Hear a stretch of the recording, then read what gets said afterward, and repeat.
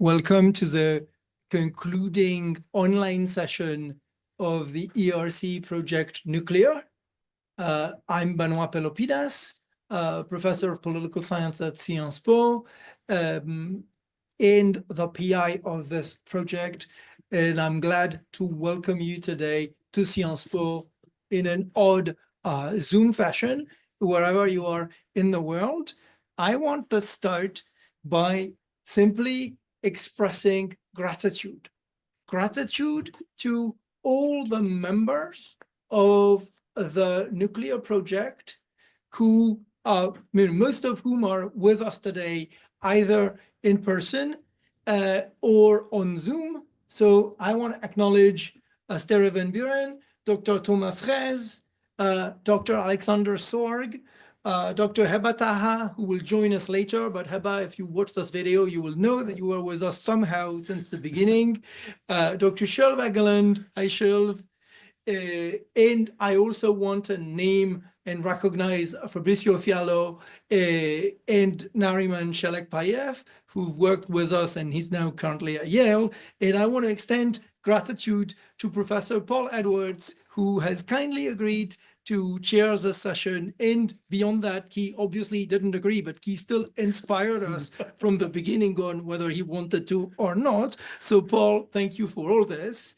I want to also emphasize that this is the end of this one project, Nuclear.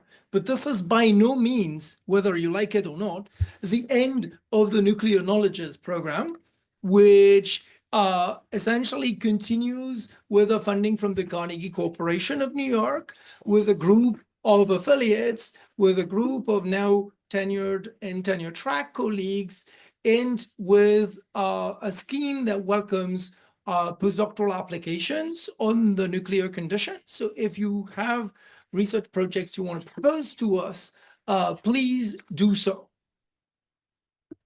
Now, this afternoon, I'm going to give you essentially an overview of the findings of that project on the effects of nuclearization of the world and of particular states. And then we're going to zoom in on specific types of effects with a panel on what can we say on the effects on democracy, and then other types of effects that I will not discuss immediately.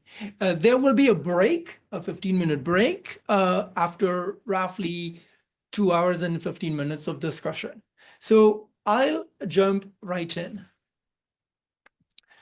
As I said, the ERC nuclear project is one of the projects of the Nuclear Knowledges program created at Sciences Po in 2017.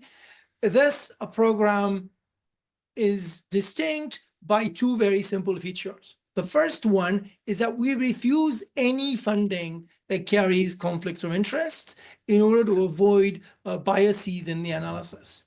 And we design interdisciplinary frameworks to make nuclear weapons policy assessment possible. And you will see examples of that. So the point is not for us to advocate any nuclear policy, but to be able to make choice possible in as informed a fashion as we can.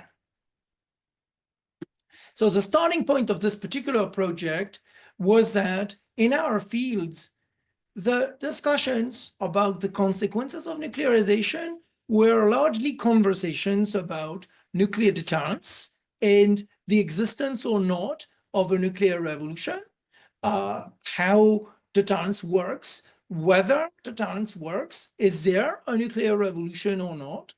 That was a subset of conversations. Then there was another subset of conversation about crises and crisis management, a third subset of conversation about nuclear proliferation. Is nuclear proliferation desirable? What drives it? How to prevent it? And obviously, another conversation about the possibility of large-scale nuclear harm. And what we did in that project was to reassess those effects of nuclearization overall, but also to identify possible other effects of nuclearization beyond those. And then once we had identified possible effects, the idea was to make them measurable, to develop methods and to gather data to actually assess those effects, or possibly to simply reach the conclusion that they haven't been assessed yet or cannot be assessed at all. And finally, to revisit how the scope of possible nuclear choices is shaped. And this is what I'm going to cover in a schematic fashion in the half hour that follows. I want to emphasize now that we're on Zoom and I literally do not know who I'm talking to. So if you're an IR scholar or a fellow scholar or a philosopher, you're going to feel that Benoît is skipping over questions on ontology and epistemology and only talks about methods and empirics. Yes, I am guilty as charged. It's simply because I'm assuming that if you find this interesting enough, you'll be willing to engage with me separately on those issues. And I'm mostly speaking to, empirical scholars, but also educators, practitioners, any citizens who are interested in grasping better the effects of nuclearization in light of the findings of independent research. So apologies to my fellow scholars, please talk to me again. The first effect was about recasting the conversation on nuclear deterrence. And the starting point of this effort was simply to observe that the discussion of nuclear deterrence derives from the observation that we haven't had any cases of unwanted nuclear explosions since 1945. But the thing is, it's not a given that all cases of avoidance of unwanted nuclear explosions necessarily happened thanks to the perfect implementation of control practices. And the scholarship we read in IR and beyond treats them as if they did. And psychology calls that a retrospective illusion of control. So our starting point was to simply observe that we needed a method to avoid this retrospective illusion of control and to become able to distinguish cases of controlled avoidance of unwanted nuclear explosions versus lucky cases of avoidance of unwanted nuclear explosions, because it would be faulty to label the latter set of cases as cases of success of nuclear deterrence or cases of success of control. So that effort started with a very simple effort at defining luck as the opposite of control. Basically, control practices aim to prevent unwanted nuclear explosions and do so through three secondary goals. They want to have compliant personnel, working technology, and adequate information gathering and processing. If so, then cases of luck can be labeled as the flip side of it. Lucky cases can be defined as instances in which a desired nuclear outcome has been achieved in one of the three following ways: independently from control practices, thanks to the failure of at least one control practice, in spite of a failure of at least one control practice. Even in the latter set of cases, we can't talk about perfect control. We can talk about robustness in spite of failure, but we need to label that as luck. Then, from a historical standpoint, we have to realize that once we look for it, there is actually a very long list, and this list might be incomplete, of high-level policymakers and military officers over time who've invoked luck, divine providence, or chance. In other words, who've invoked factors beyond human and organizational control to explain avoidance of unwanted nuclear explosions in at least one or more historical cases. I'm not going to read those names, you recognize them. But what's interesting to note is that those claims that luck played a role are declaration against interests.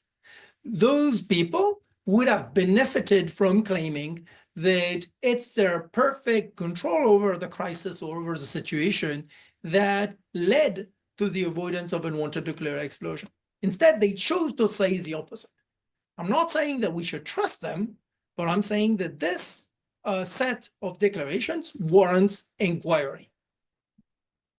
And because of time constraints, I cannot give you the set of examples of lucky cases that we've documented in my book, Repenser les choix nucléaires, as well as several scholarly publications of the program, all of which are available open access. So if you type my name and look, you'll find them really easily. But the point is that control alone cannot explain avoidance of unwanted nuclear explosions over the last 79 years.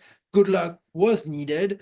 This is now a finding that has been validated, repeated and accepted by scholars across IR, political science, in history, and no peer-reviewed refutation is available. Luck in the form of disobedience, in the form of technical failure, or in the form of reliance on parameters beyond control practices. Then, an important argument is to observe that our account of luck and the account of luck of all the other good scholars and investigative journalists who've worked on it, I'm thinking about, the really important work of Eric Schlosser in the book Command and Control, all of this probably still underestimates the role of luck, because lucky cases remain unknown in most nuclear weapon states, even in the distant past. Our work is reliant and depends on the availability of primary sources, either in the form of written material or in the form of practitioners who are willing to be interviewed. This empirical basis is from the US and the UK, and to a much lesser extent, France. We're literally leaving out most nuclear weapon states as entirely in the dark. So assuming that we have a complete picture is essentially assuming that while in the US, there has been 32 broken arrows just between 1950 and 1980, there would have been none in all the other nuclear weapon states. And then we also need to realize another reason for underestimation is that even in the most transparent nuclear weapon states, we're still blind to the last 3 to 5 decades due to nuclear secrecy and national security secrecy, of which Thomas Fraise will tell us more later on in this conversation. A third way of realizing that we have to acknowledge that this is an underestimation, we just don't know how much of an underestimation it is that even for the Cuban Missile Crisis, which is the best documented, most studied, and considered the most dangerous crisis in the nuclear age, even for that case, which is uniquely known, it took us 3 decades to realize the role of luck in the avoidance of unwanted nuclear explosions because of factors that we can document all the way around. Actors who recast loss of control leading to non-explosion as cases of control, actors who simply did not know of the forms of luck that manifested themselves and showed an absence of curiosity, organizational practices of obfuscation, and several other processes. But the fact remains, for Cuba, it took us over 3 decades to realize how much of a role luck played. Let's not pretend that we have instant knowledge of later cases of luck. Earlier, I was mentioning to you the Drell panel that was submitted to the US Congress in 1990 on 32 cases of broken arrows. In 2013, I interviewed Sidney Drell And he told me that he was convinced there were cases beyond the one his panel uncovered. You actually can listen to the audio of this interview on the Nuclear Knowledge's website. So this is one of the resources that we're putting out for you to use today. I will say more about them as I go along. Finally, all the obstacles to revealing the role of luck, be they psychological, rhetorical, or professional incentives for recasting lucky cases as cases of control, we have no reason to believe that they've fundamentally changed. So for all of those reasons, the role of luck is established, underestimated, but we don't know how underestimated it is. Then the optimists among you who are still listening to this might think, okay, yeah, but Benoît is just talking about old stories. And it's so much better now. I just want to make the case that we have good reasons to accept that current policy still relies on luck. First reason is that there are proposals to automate command and control infrastructures for the sake of the credibility of retaliation. And that should be labeled deliberate loss of control and deliberate reliance on luck. Then there are efforts to avoid the hacking of command and control infrastructures, but they lead to increased complexity and possibly increased tight coupling, which in turn opens new possibilities for unforeseeable modes of catastrophic accidents. Then that's due to the organizational structure of the system. That's one of the findings of Charles Perrow's Sociology of Normal Accident. But that's also due to the epistemic structure of engineering knowledge, where innovation introduces new possible modes of accidents which are inconceivable a priori and will only be understandable ex post facto. So that's John Donner's notion of epistemic accidents. So those two open new paths for unforeseeable and unavoidable accidents. There are reasons why reclaiming perfect control over nuclear weapons is an overstatement. A lower dependence on luck would anyway require verifiable evidence of progress on safety and security in all nuclear weapon states on the planet, because of course we're on the receiving end anyway. It's not enough to just say we're safe because our arsenal is perfectly controllable. Like, no, you're essentially on the receiving end of all the nuclear weapons that are targeted at you, and they're not just yours. Of course, I mean, you understand what I mean. Yours are not targeted at you, but the ones located on your soil could explode on your soil. That's what I mean. Additional reasons why current policy still relies on luck. If the custodians of nuclear arsenals started to fully believe in their claim that they've regained perfect control, that belief could encourage complacency. That's what has been called the Titanic effect. And of course, everything I've said so far is only about one mode of a catastrophic outcome derived from nuclear weapons, which is accidental explosions. There are other ways in which nuclear weapons create vulnerabilities for us. Then, the war in Ukraine has made visible how widespread the reliance on fortuitous disobedience is. And the point here is that fortuitous disobedience, that is the reliance on the fact that in the case of a crazy order, someone in the chain of command will know that they have to disobey, will actually disobey, and will only disobey then. That is a mode of luck, because control would require that they never disobey.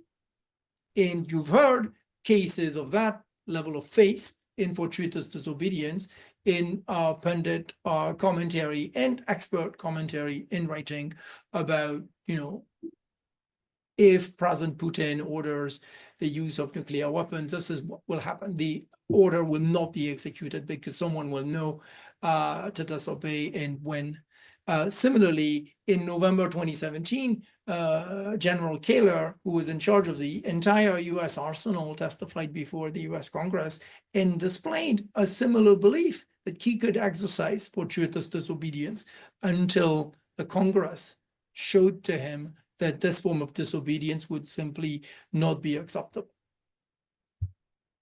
So, of course, custodians of nuclear weapons and nuclear weapons advocates will tell you otherwise. But that's why the reliance on independent research, on scholarly publications, on the peer-reviewed process, and on the absence of conflicts of interest in the funding is so crucial for you to be able to access the evidence and to assess the reliability and robustness of those results.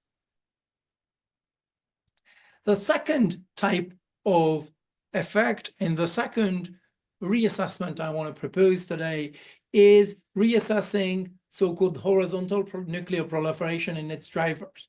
That is the phenomenon of spread of nuclear weapons to a larger and larger set of actors over time.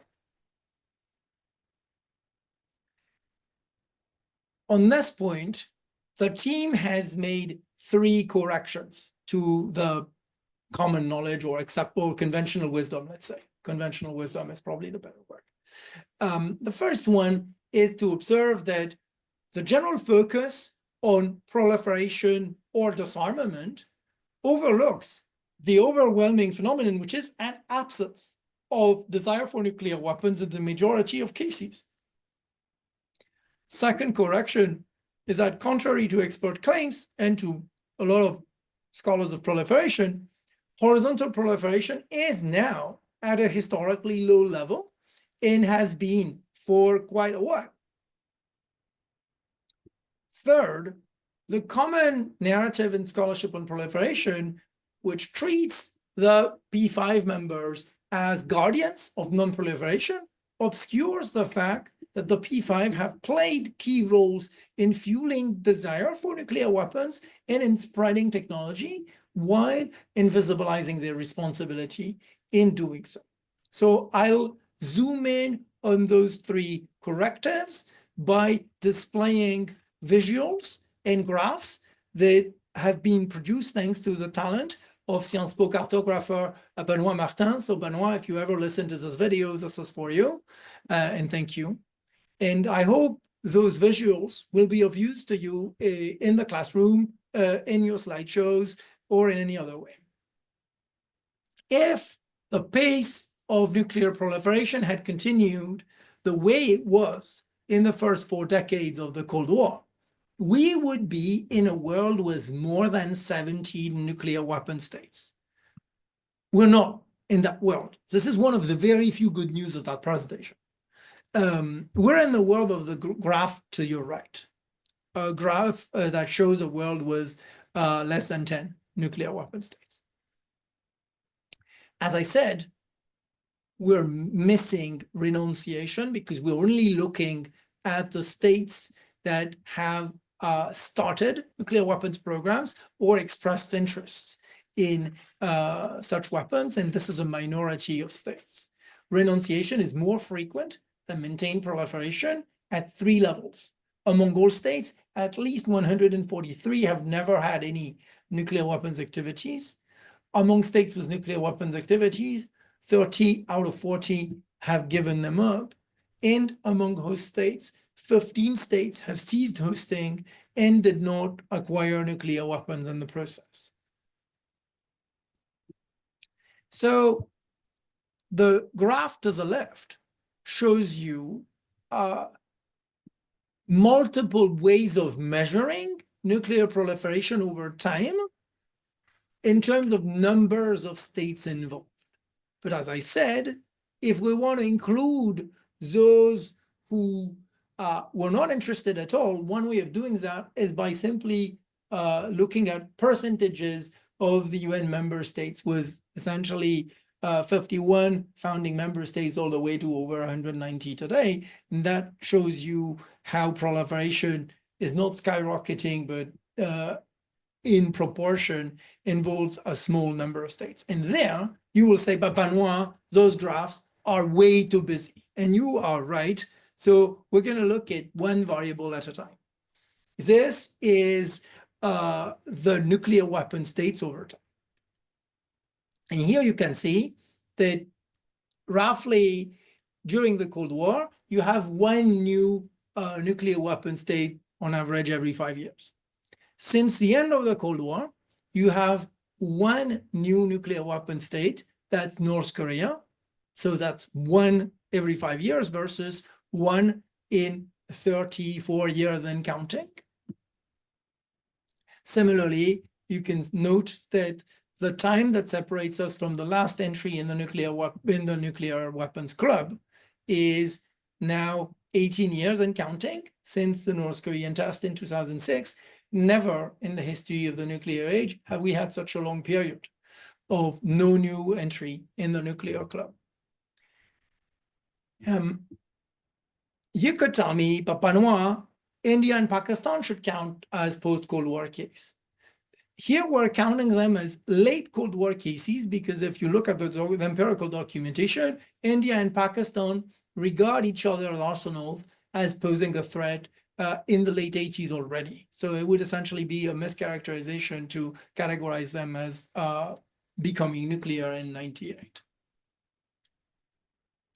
A second metric is ongoing nuclear weapon program, because of course, nuclear proliferation is a problem. I'm not saying, and this should not be interpreted as saying that nuclear proliferation is okay or is, benevolent or is not a problem.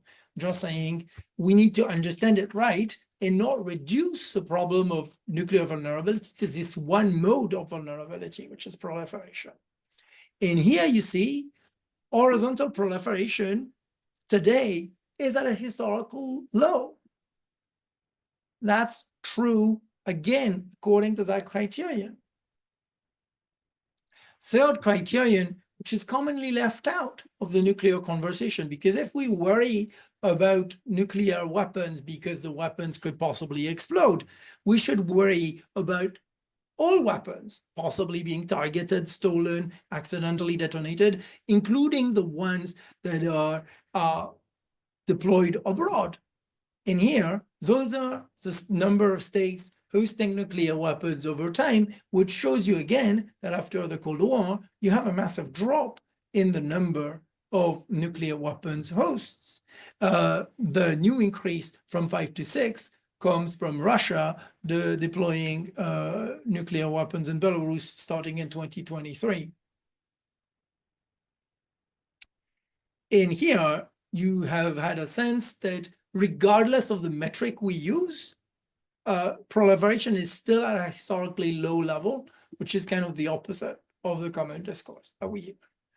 The third correction on the proliferation front is that the P5 members have played key roles as enablers of proliferation, and this can be seen with simply two observations. No P5 member has a perfect track record of non-proliferation, and no nuclear weapon state has reached that status without the help of at least one P5 member. And this can be visualized in this way, which is essentially a visual representation of who helped whom over time. And it's actually striking that in the 1990s, when the P5 start getting serious about non-proliferation, about spreading the technology less, then the pace of proliferation slows down considerably. Even if they continue to spread the desirability of the weapons by claiming that nuclear weapons are necessary, irreplaceable, cheap, and risk-free guarantors of national security. The third set of effects that the team has looked at is simply to identify other possible effects to broaden the nuclear conversation beyond deterrence and proliferation. Again, here we're talking about the ERC nuclear project. So I'm not talking about other findings of the team, such as the findings of Sébastien Philippe on the effects of French nuclear testing in Polynesia, which is part of the Nuclear France book and available in French as Toxique with Thomas Statues. But those other effects in the nuclear project include the fact that as the world gets nuclearized, it opens up a disbelief in the possibility of unwanted nuclear explosions. That builds on the philosophical observation of philosopher Gunther Anders.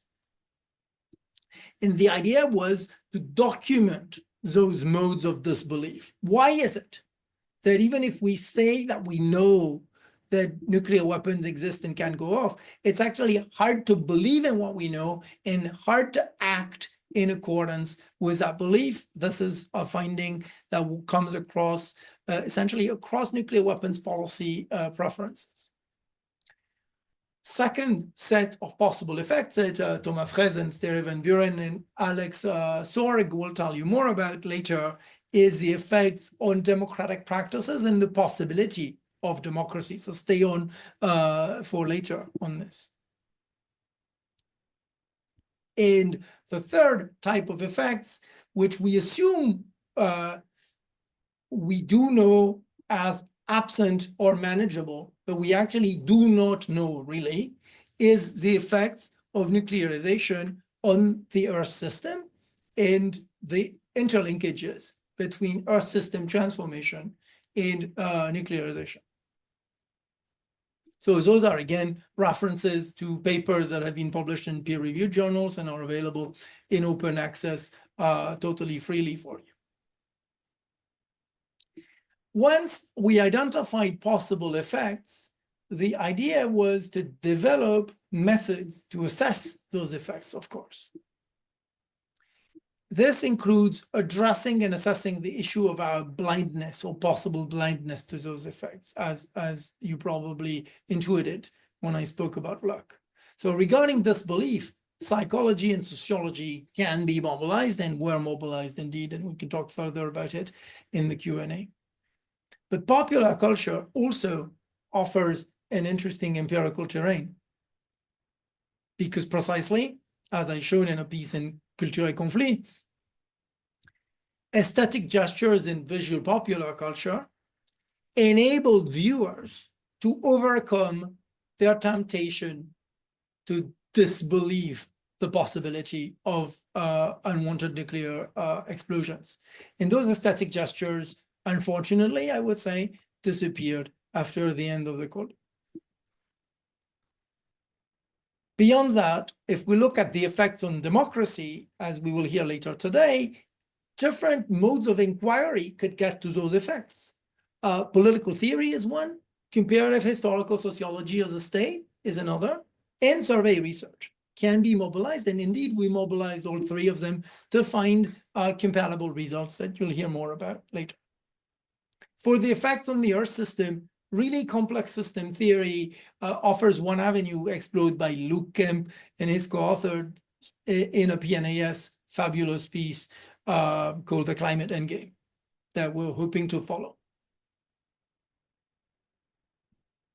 Finally, I think the fifth and final finding that I want to emphasize is about how we think nuclear weapons policy choices are scoped. Like, what's the scope of available nuclear weapons policy choices and how is it defined? How do we get to believe that, you know, in the first 15 years of the nuclear age, anything was possible from abolition to world government, and how in other moments it feels like, you know, all we can do is crisis management and non-proliferation. In my field, which is security studies, it's assumed or explicitly stated that the scoping of nuclear weapons policy choices is characterized as follows. It depends on the material features of the present security situation. It depends on lessons from the past that actors will learn or not.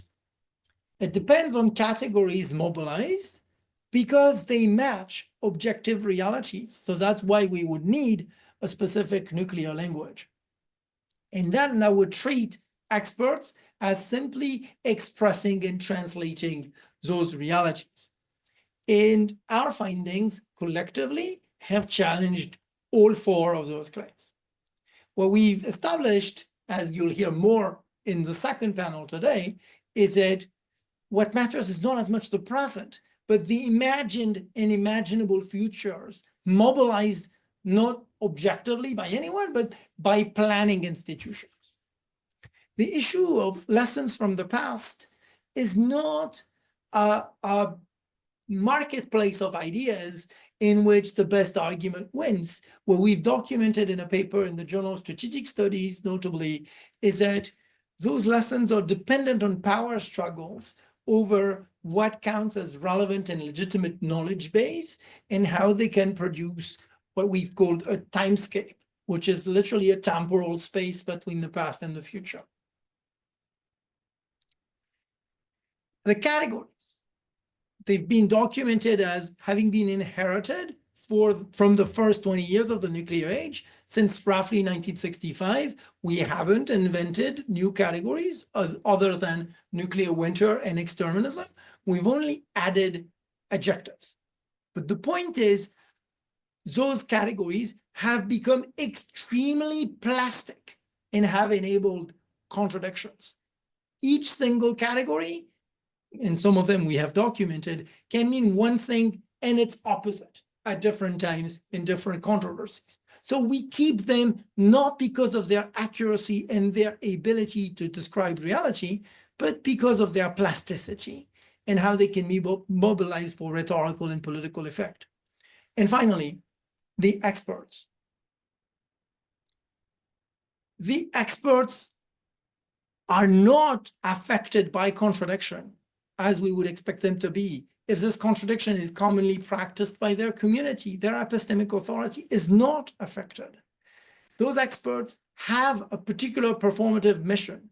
And as we've shown in a piece, they are particularly dependent on their professional positions. So with that, you have, we think, a more accurate understanding of how the scope of available nuclear policy options is decided, and that also gives you a sense of how to investigate it. I just want to remind you that all this neglects what I told you before about how challenging it is to believe in the possibility of nuclear disasters in the first place and to act accordingly, even when this possibility is established. And here I'm reaching the conclusion. I hope you're not finding this too long. Again, what I've said so far doesn't claim to be an exhaustive list of effects, but rather an invitation for further research. This has implications for teaching as well as research, given that students do not have the choice not to be affected by nuclear weapons policies. They are affected even if a new additional nuclear disaster doesn't happen in their lifetime. So we should give them, ways of understanding the choices they can possibly make and the features of the world they live in and the legacy that they carry that they didn't have a say in. Those findings and those effects could and should have been found a long time ago. And I just want to finish by emphasizing that this was only possible due to a strict commitment to refuse any funding carrying conflicts of interest. That also allowed us to objectify the effect of that kind of funding on existing nuclear discourse produced by think tanks globally. That was work conducted by Kjølv, Egeland, and myself. So with that, I thank you for your attention, and I invite you to also, of course, listen into the rest of the conversation, listen to Paul's discussion, but have a look at the resources that we will make public for you. I will come back later in the day to explain what they are. Thank you.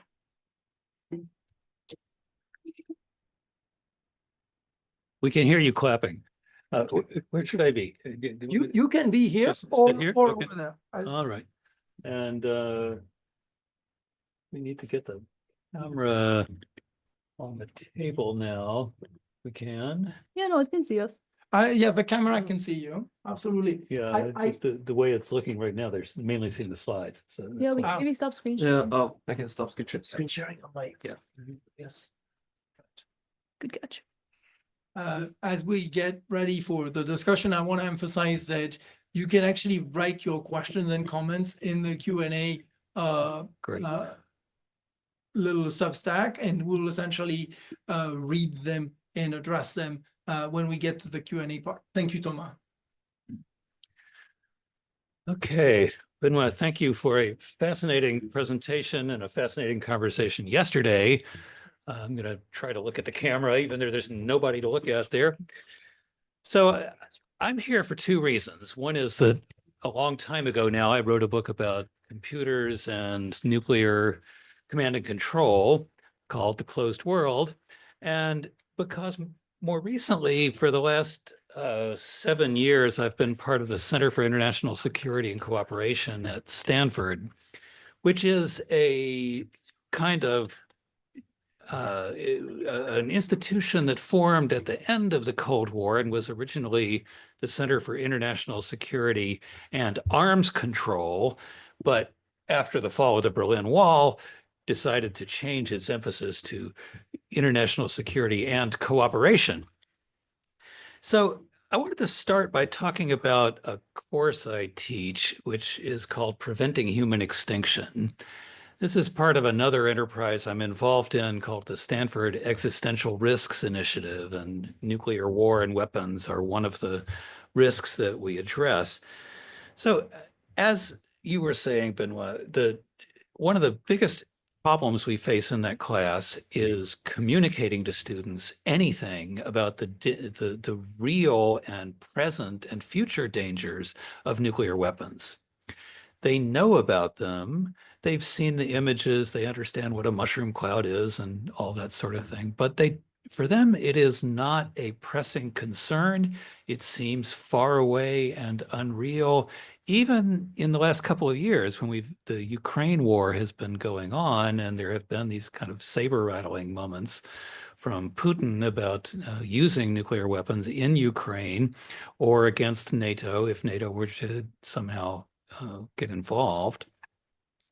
Even with that, this is of the existential risks that we treat, this is the one that has the least interest from students. And those who are interested, it is hard for us to answer their questions about what they could do about nuclear proliferation or about nuclear weapon policy in the United States. These things seem like problems for big, powerful people far away who have some deep understanding and control over the situation involving nuclear weapons. So in this hat I wear at the Center for International Security and Cooperation, one of the things I notice quite often is the power of the conflict of interest that Benoît has managed to avoid in this amazing project he's done. There are only a handful of foundations that fund research on nuclear weapons and arms control. The MacArthur Foundation was one of them, but has recently stopped funding in that area, basically because they said, we've been paying you people a lot of money for many years to do good work on this, and we're disappointed with the results. It hasn't helped. Another is the Stanton Foundation, which turns out to be quite problematic. It has a sort of managerial style that is controlling and directed, and has a narrow view of what is acceptable as research on nuclear weapons and arms control. They do fund it, but that doesn't. But the constraint that they impose on postdocs, predoctoral fellows, and scholars that they fund, some of it is exercised in very informal ways at their meetings, and apart from that, there are just certain things that they are not interested in. I could say more about that, but this is the wrong forum for that. And then in terms of what we actually do at CSAC, I mean, there's a lot of very interesting work that comes through. But when people come to speak about nuclear weapons and arms control, I sometimes feel like I am back in the 1950s, like we are still talking game theory and basic issues of nuclear strategy. Deterrence is an accepted fact. It is not something to be questioned in any way. And, you know, of course, there are some people who have done much more interesting work than that, but it's still a problem that I see with our institution. I wanted to go to something we talked about yesterday, which is Diane Vaughan's book on the Challenger launch decision. Seems like a very separate issue, but really in a lot of ways, we're talking about much the same thing. So one of the key concepts in that book is the normalization of deviance. And that means that, you know, you have a dangerous situation like the boosters that we're going to launch this space shuttle. The danger is known. It is fairly well, but not perfectly understood. And a lot of people want to pursue that issue to the point that they can resolve it. But meanwhile, as they are working on that over years, other issues come up that are equally worrisome. And attention of the organization begins to drop away from the problem of, in this case, O-rings in the boosters, and move on to other things that are also dangers for the mission. So it really feels to me like we are in that kind of situation now with respect to my students. So the deviance, the weirdness of this very, very risky situation with the huge potential for accidents, which I studied and many other people have studied a lot since then. It just fades away in the face of new threats, especially for my students, climate change. You know, they're very aware of that. It's very pressing. They see massive fires in Los Angeles that are inflamed by climate change. And that's the thing they want to worry about now, even though as a threat to the entire world, nuclear weapons are probably a bigger and more present risk. Another thing I wanted to talk about briefly is that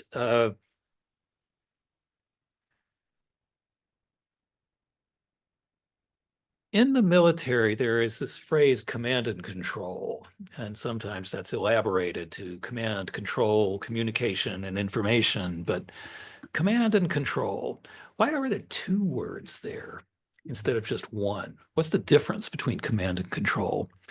And one of my now deceased colleagues, Gene Rockland, wrote a paper once that was called Command or Control.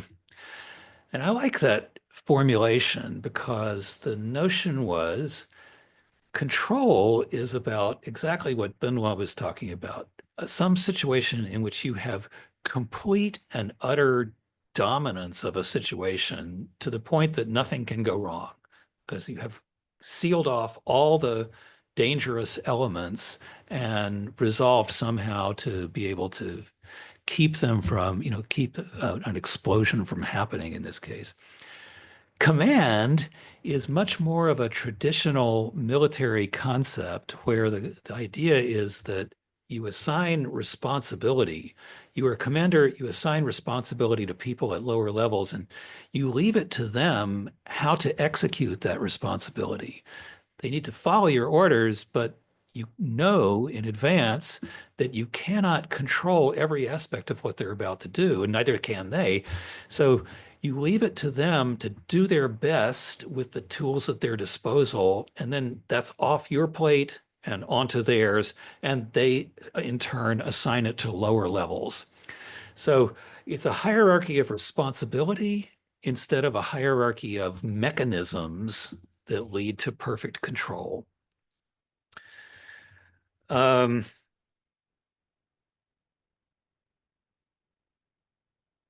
nuclear case really seems to me to be dominated by the, you know, factors like its huge scale and cost and complexity.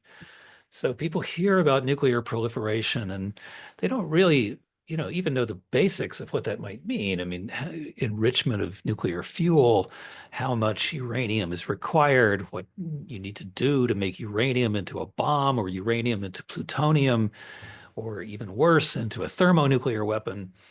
none of that is evident to most people. So there is secrecy right away up front, just due to the complexity of the phenomena. And that makes it difficult for the public to engage with it and feel like they have an involvement and an awareness of exactly what sort of risk they're talking about. Sébastien Philippe and his colleagues have done some really excellent work with trying to make those risks real and apparent in the case of nuclear weapons facility, missile launch facility in North Dakota, which is partly on a Native American reservation there, and trying to engage the people who live on that site with the people who, with the sorts of risks of the things that they house in their immediate vicinity. And that's a great project, but it will reach small numbers of people. It's not going to make much difference to public policy in general.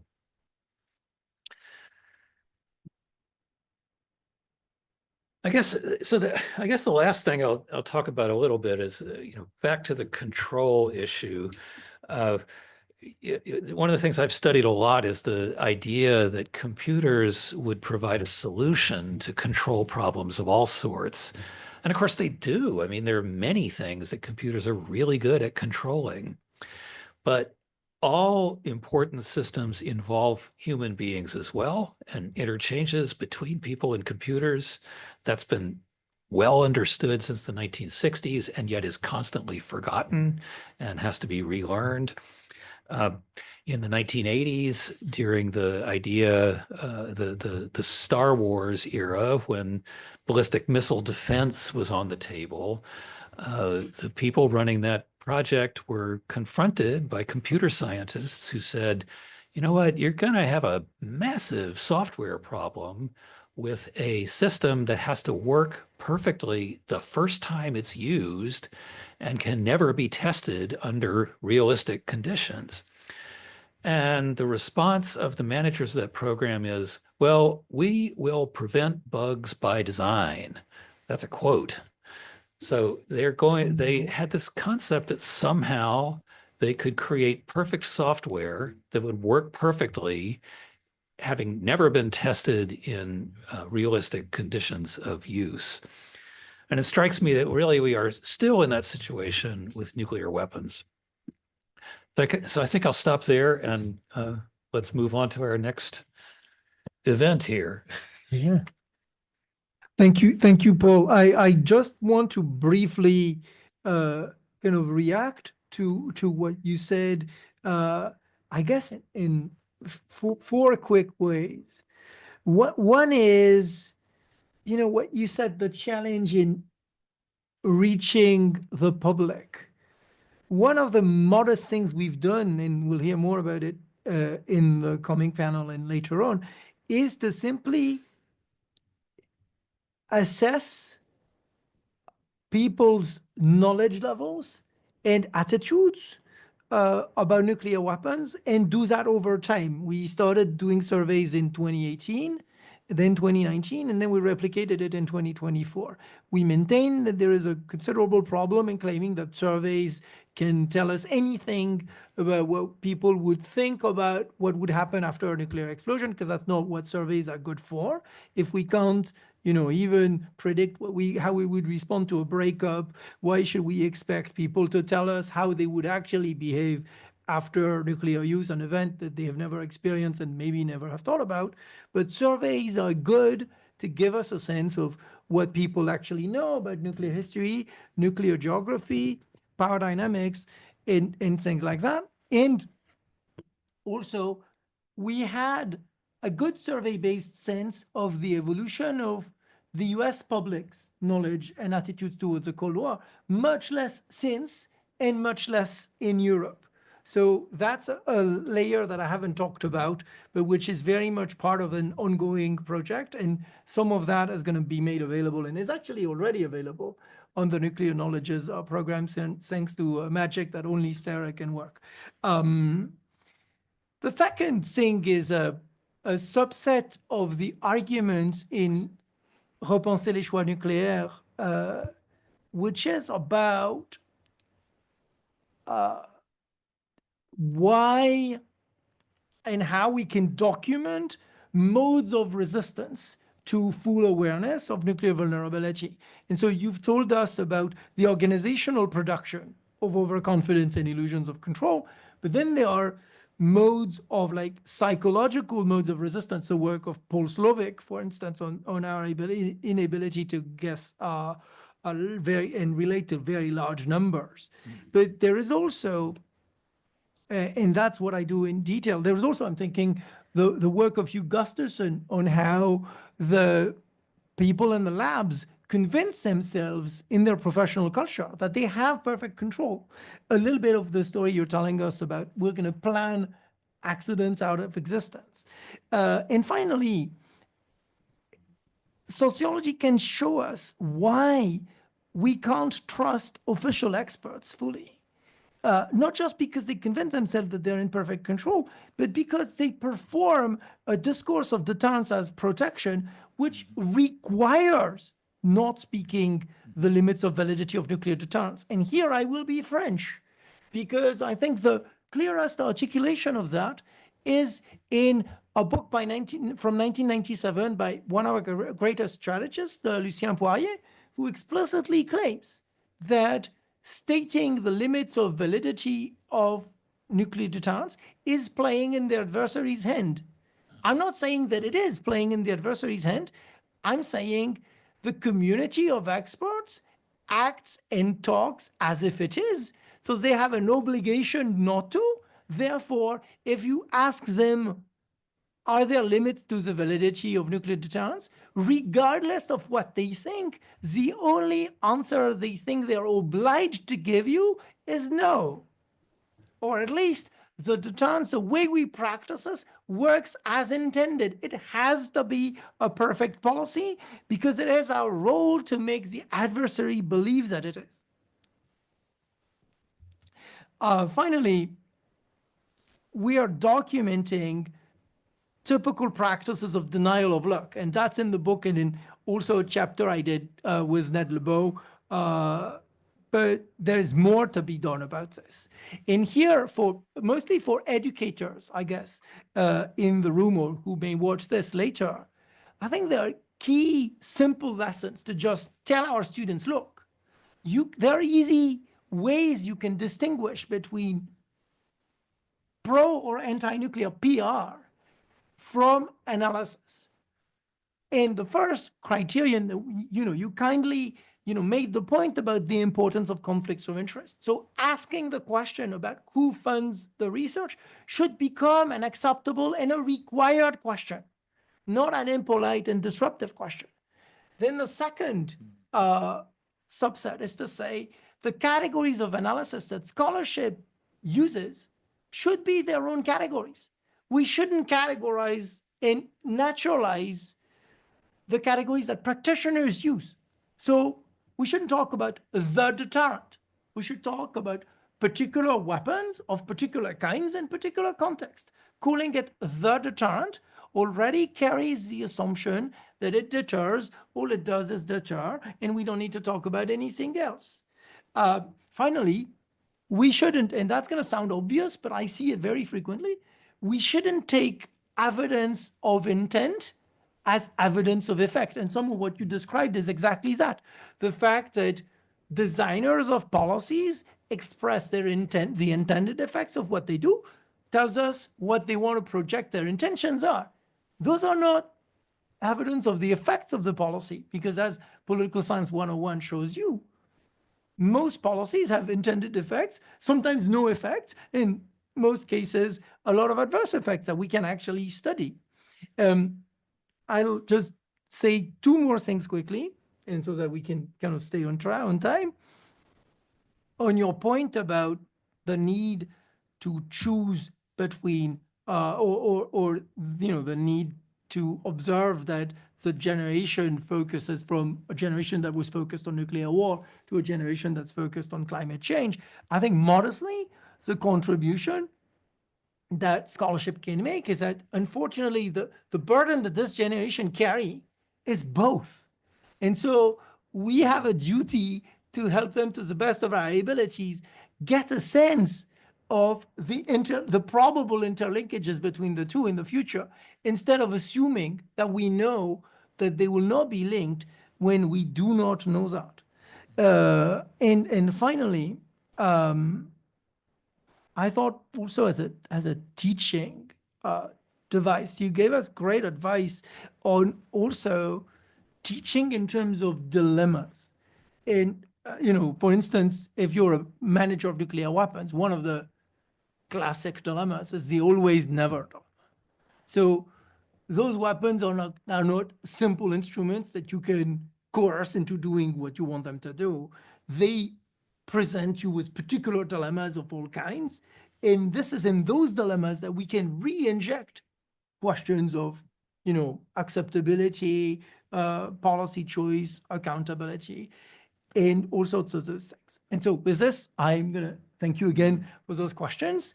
And we're going to move on to the next panel. And I'm going to give the floor to Sterre to present to you a paper which has been accepted by Perspectives on Politics, but is not out yet. So this is one of the preview moments. We could possibly show you proofs, but we will be shy about that.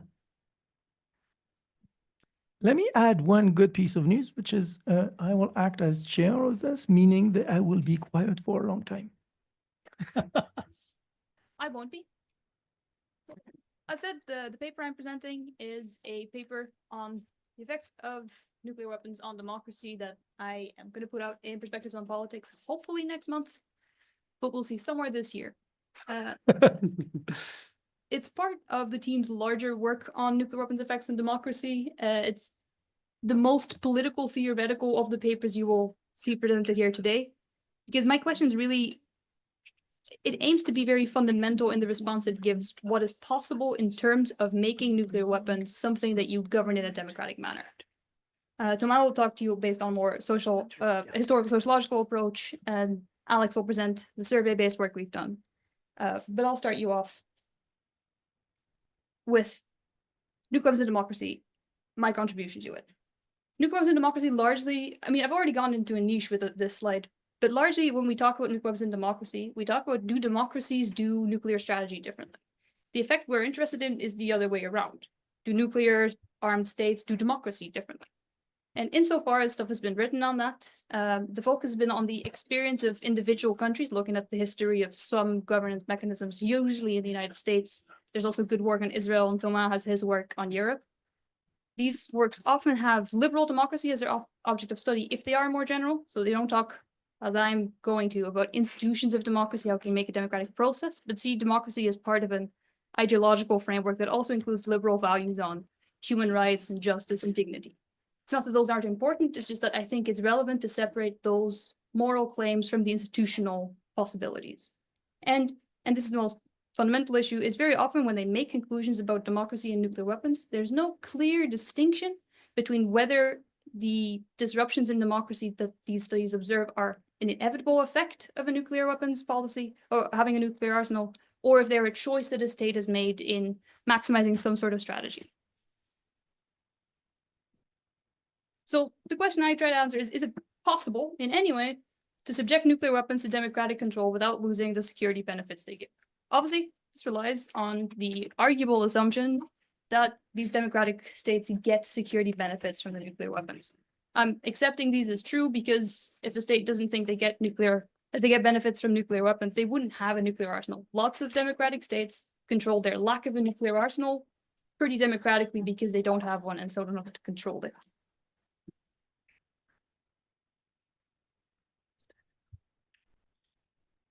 To answer the question about whether you can have a nuclear arsenal and make decisions about it in a democratic way, we have to, unfortunately, do the worst part of talking about democracy, which is defining what democratic control means.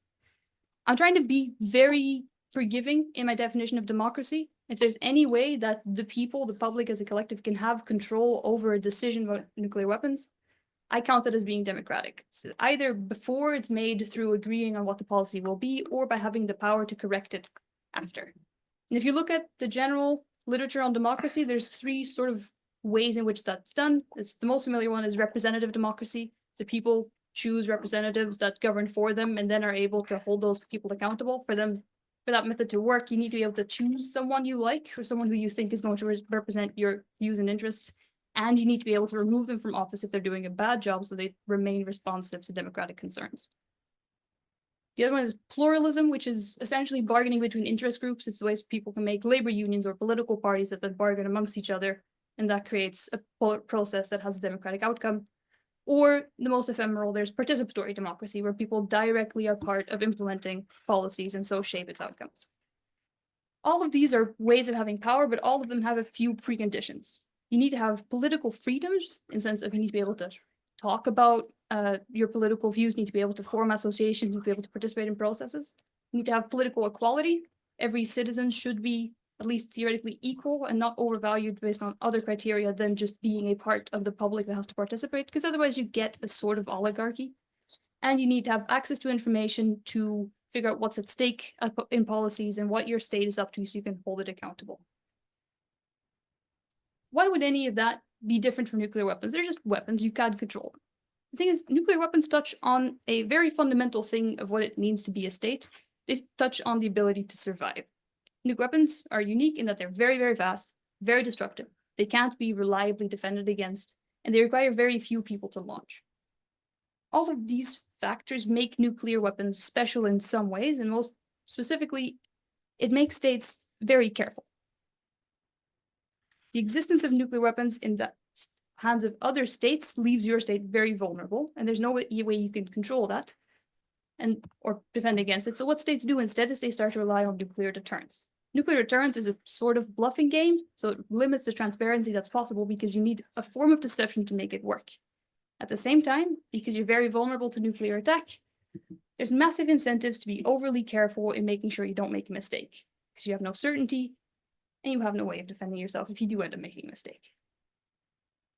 So in this, there's two sorts of effect. There's the fact that nuclear weapons themselves are a unique object. They're very destructive, uniquely so, and that gives them a unique power and unique consequences that you have to deal with. And there's the indirect effects resulting from incentives to maximize the effectiveness of your policy under uncertainty. I think distinguishing those effects is important because a lot of the effects on democracy that we've talked about are the result of assumptions about what is necessary to have a successful nuclear policy.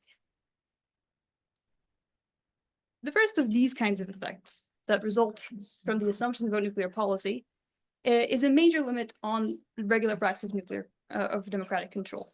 The ability to agree to policies through participatory or pluralist methods beforehand, so by having multiple parties present or bargaining between, say, a legislative branch and an executive branch, that's usual in our modern democracies and done with nuclear weapons launch decisions. There's something called the nuclear monarchy. In every existing nuclear state, the president or prime minister has sole control over whether or not nuclear weapons are launched, at best with a check or two from military officials. The logic for that is simple and pretty intuitive. Because there's very little time between detecting an incoming nuclear strike and the strike hitting home on your territory, you have no time to consult parliaments or legal officials. You just need to make a decision, and to do that fast, you pick one person that makes a decision. That sounds really logical, but it assumes a couple of very major things about nuclear strategy. It assumes you need to strike back. It assumes you need to do it fast before the other missiles hit, and it assumes you can only do that with a nuclear monarch. All of those assumptions are arguable. Striking back once you detect missiles isn't necessarily rational. You can't undo the launch from the other party by nuking them back. You're still going to get hit. It's just that the other party is now also going to get hit. That doesn't save you. The argument for striking back, besides from some warfighting arguments, is usually that it's necessary to deter the attack before it even happens. If you can strike back, the enemy's not going to hit you in the first place. And so it's a deterrence logic, and you think that the enemy will be more deterred the more certain you are you can actually strike back in case you detect a nuclear attack incoming. And so you try to do it fast because you know you might not be able to strike back after nuclear missiles hit if all of your leaders are dead or if some sort of infrastructure necessary to launch nuclear weapons are affected by that first strike. And as a result, to be able to do it fast, you develop a nuclear monarchy, or you can choose another method, which is you do strike back later, but you do it based on some kind of other authority. You don't have a president do it, but you can say, nominate a military commander that can do it after missiles hit home. Which is also not an ideally democratic arrangement, since we don't usually choose our military officials. And at this point, we can't be can't be transparent about the orders they get.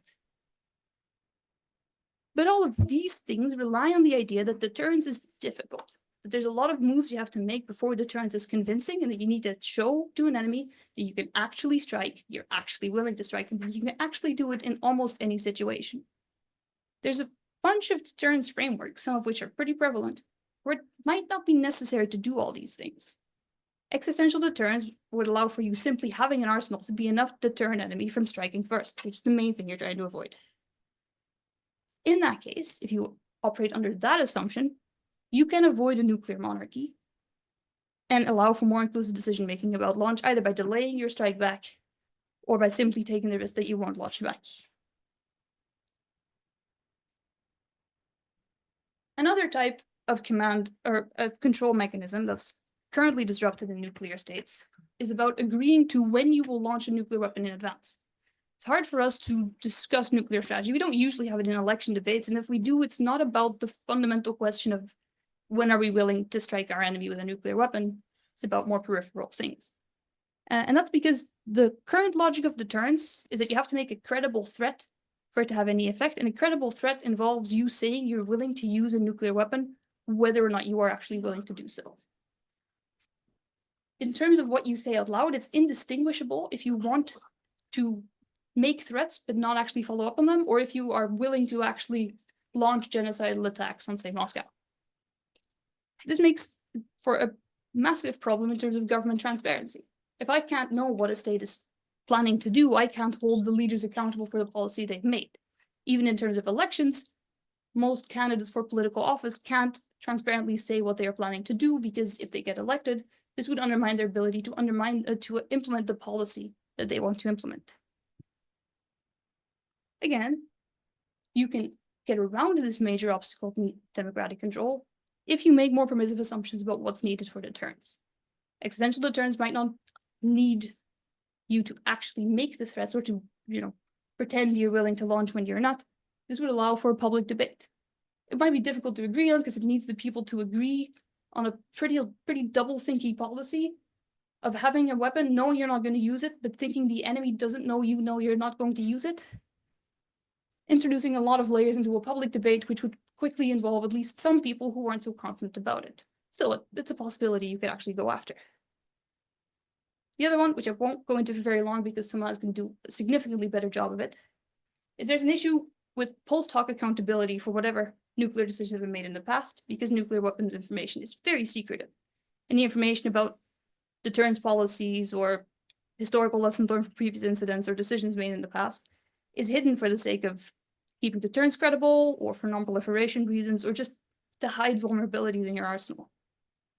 As a result, citizens can't really know what's happening, so they can't really know if they should be upset about something or not. This results from an uncertainty about what information is actually necessary to keep back. It results in overclassification in general and in the purposeful hiding of things that government officials would rather not see the light of day. Here again, if you rely on a more existential deterrence type framework, you could release far more information and allow for transparent debate over your nuclear history. Now finally, we get to the more exciting parts, the things you can't change.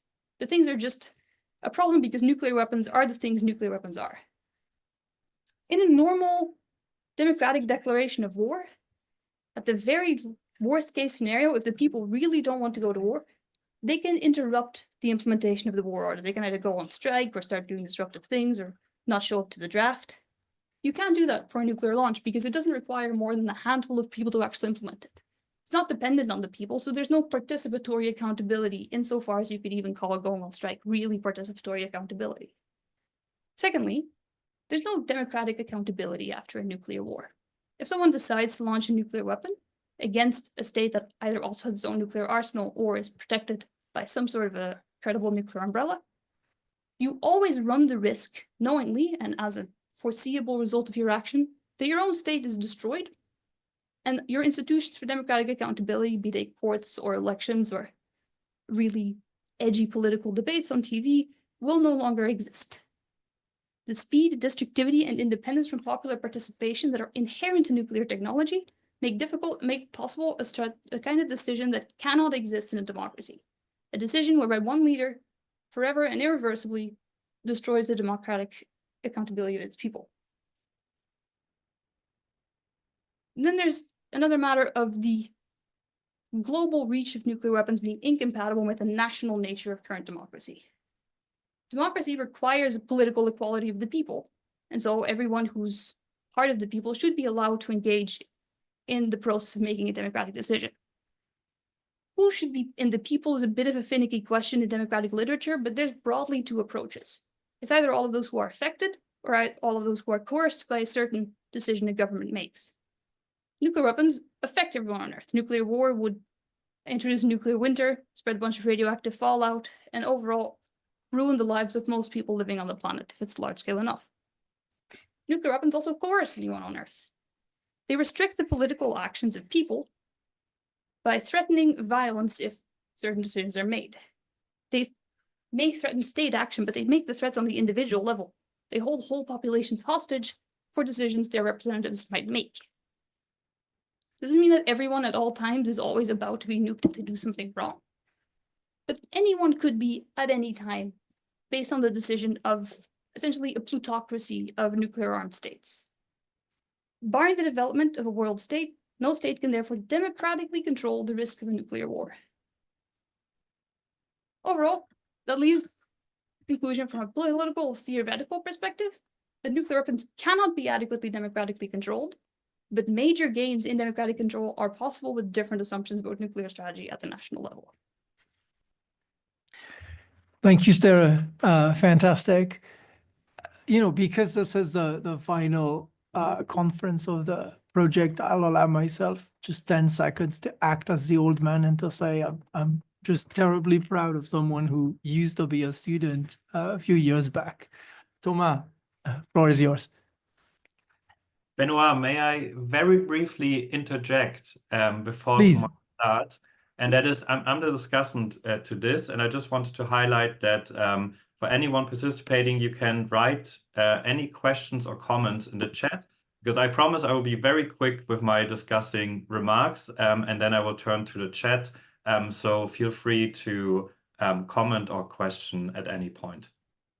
Thanks, Alex. And any questions that are pending in the chat, I will address in writing at the break. Apologies for the slight delay. So welcome everyone. So as Benoît said, I'm currently a postdoc in the Ritual Deterrence project at the University of Copenhagen, but I was a doctoral student in the Nuclear Technologies program, where I wrote my dissertation, which was entitled Restricted Democracies, and which I will present in part today. The main result I'm going to present today are actually this article, Nuclearization and De-democratization, Security, Secrecy, and the French Pursuit of Nuclear Weapons, that has been recently published in the European Journal of IR. And the question in this article and in the dissertation is essentially the question of how does the acquisition of nuclear weapon affect democratic states? And most specifically, does nuclear technology induce certain types of state structure or institution that could affect the democratic nature of a state? So it's both a question of causality and of institutional design. The answer I'm proposing to this question is the following. We first need to look at nuclear acquisition as a process of institutional change. It's a form of political change. It's not just that a state is acquiring a new material capability, but is encountering new security challenges which are linked to the inherent problematic of having a nuclear weapon and engaging in nuclear politics.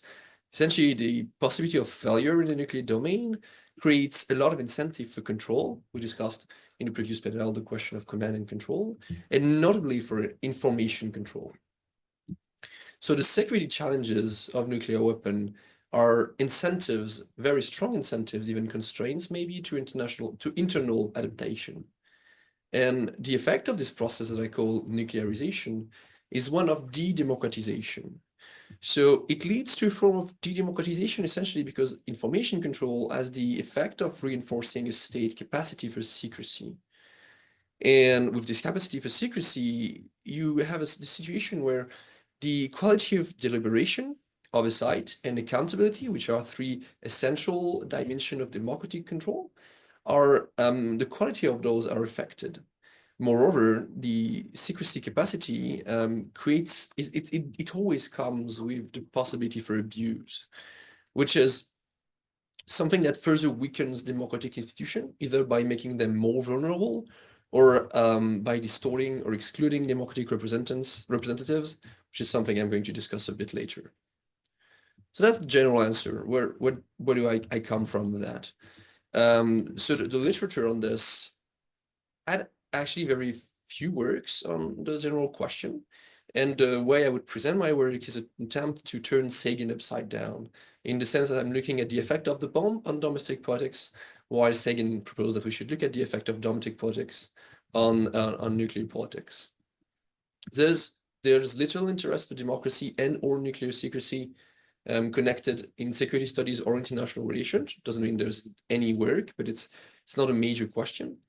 It is generally a side question for historians of nuclear secrecy, that democracy. I mean, you have a lot of work on historians or STS people who have provided great insights on nuclear secrecy. I'm thinking notably about Alex Willestein's book on restricted data, which I think is the most important volume that has been published in the recent year.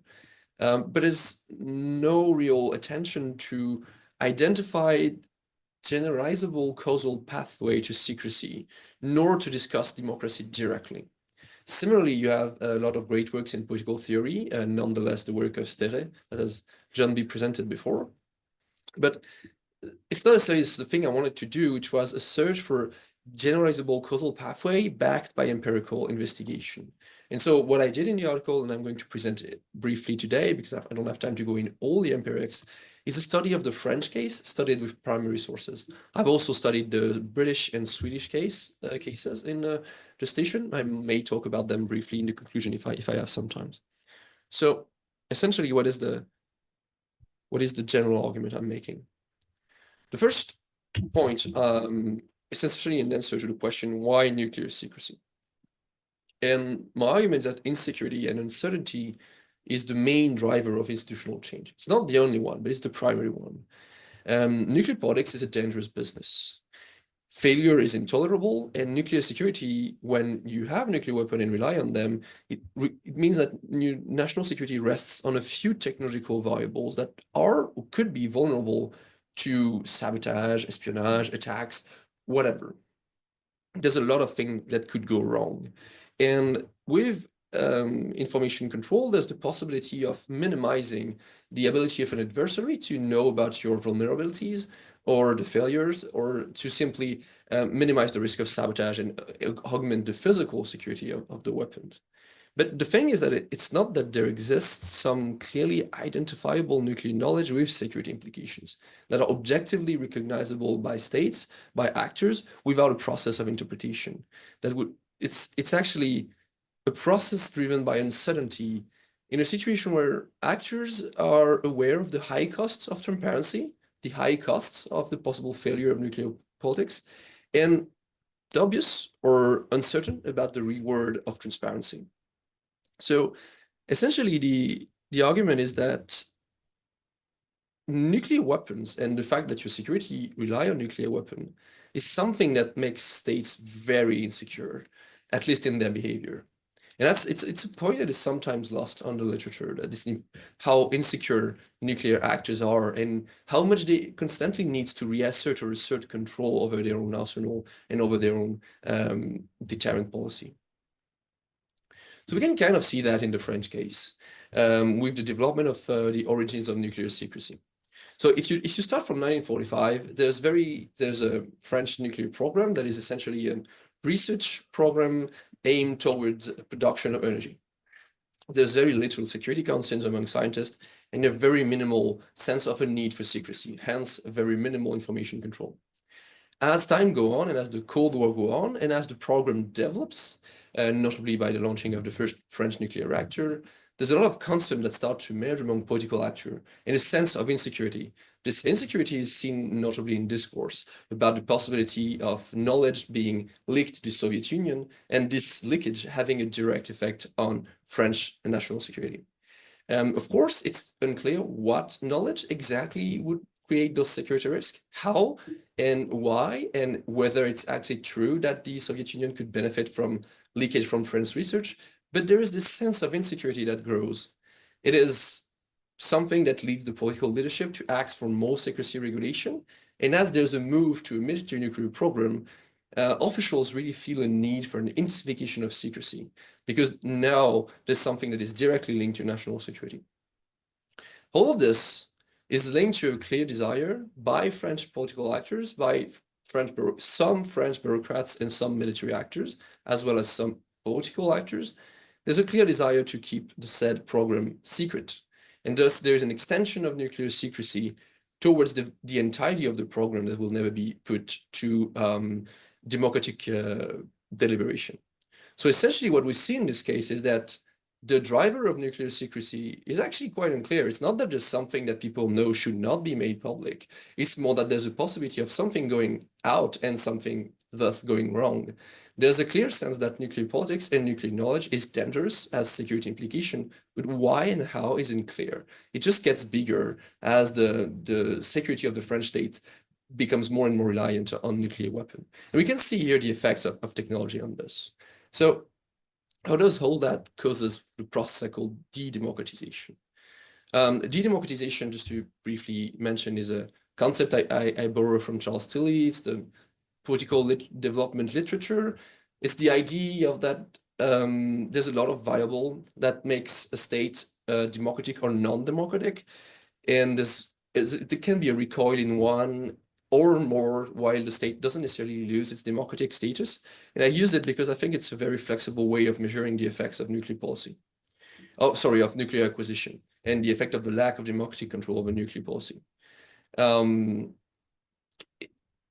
point that needs to be made here and that is sometimes lost in this literature is that nuclear policy requires a lot of control, of democratic control from a theoretical perspective, because it is arguably the most consequential domain of state action.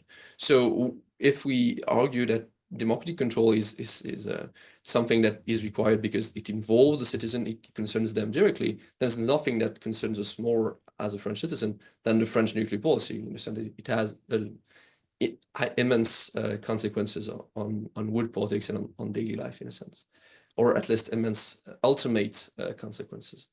And secrecy, of course, is something that can function as an impediment to democratic control.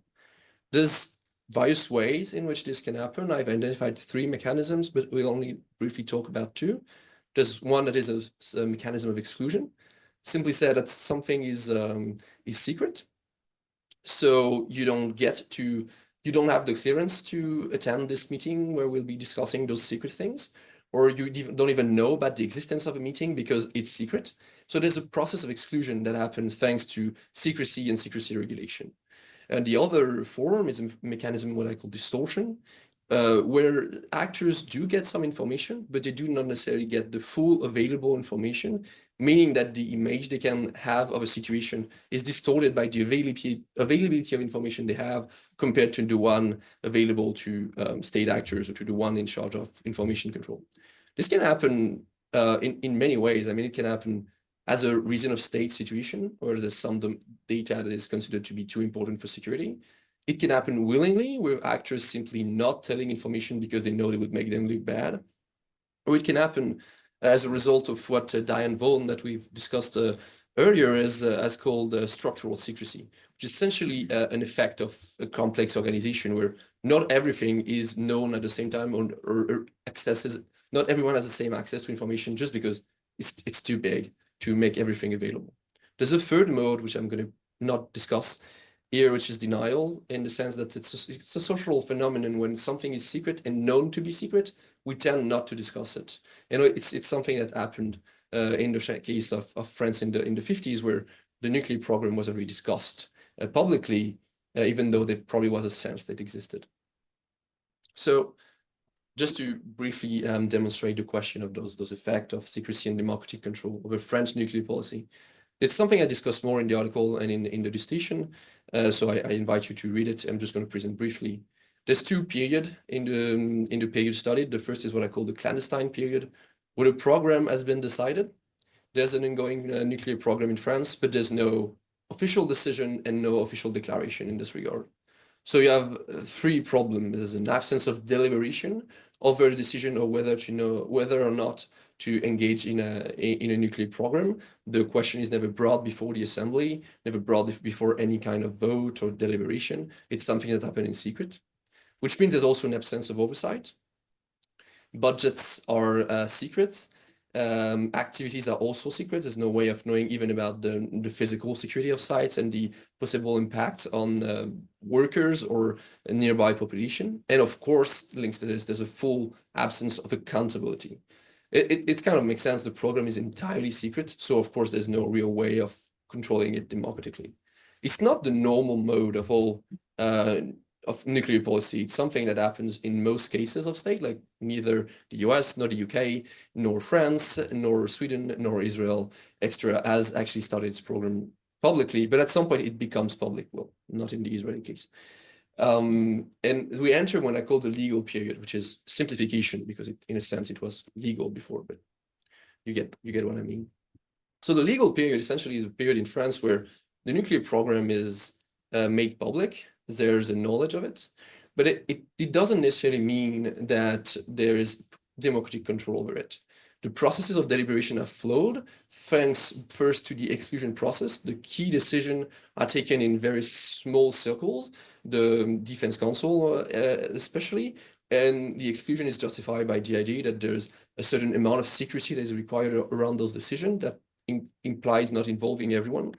It's also the deliberation have flowed because the Congress doesn't really have access to the actual figures of the costs of the nuclear arsenal. And I'm thinking about the famous for French people, case of the Pierre Latte reprocessing plant that ended up costing maybe up to 8 times the announced costs.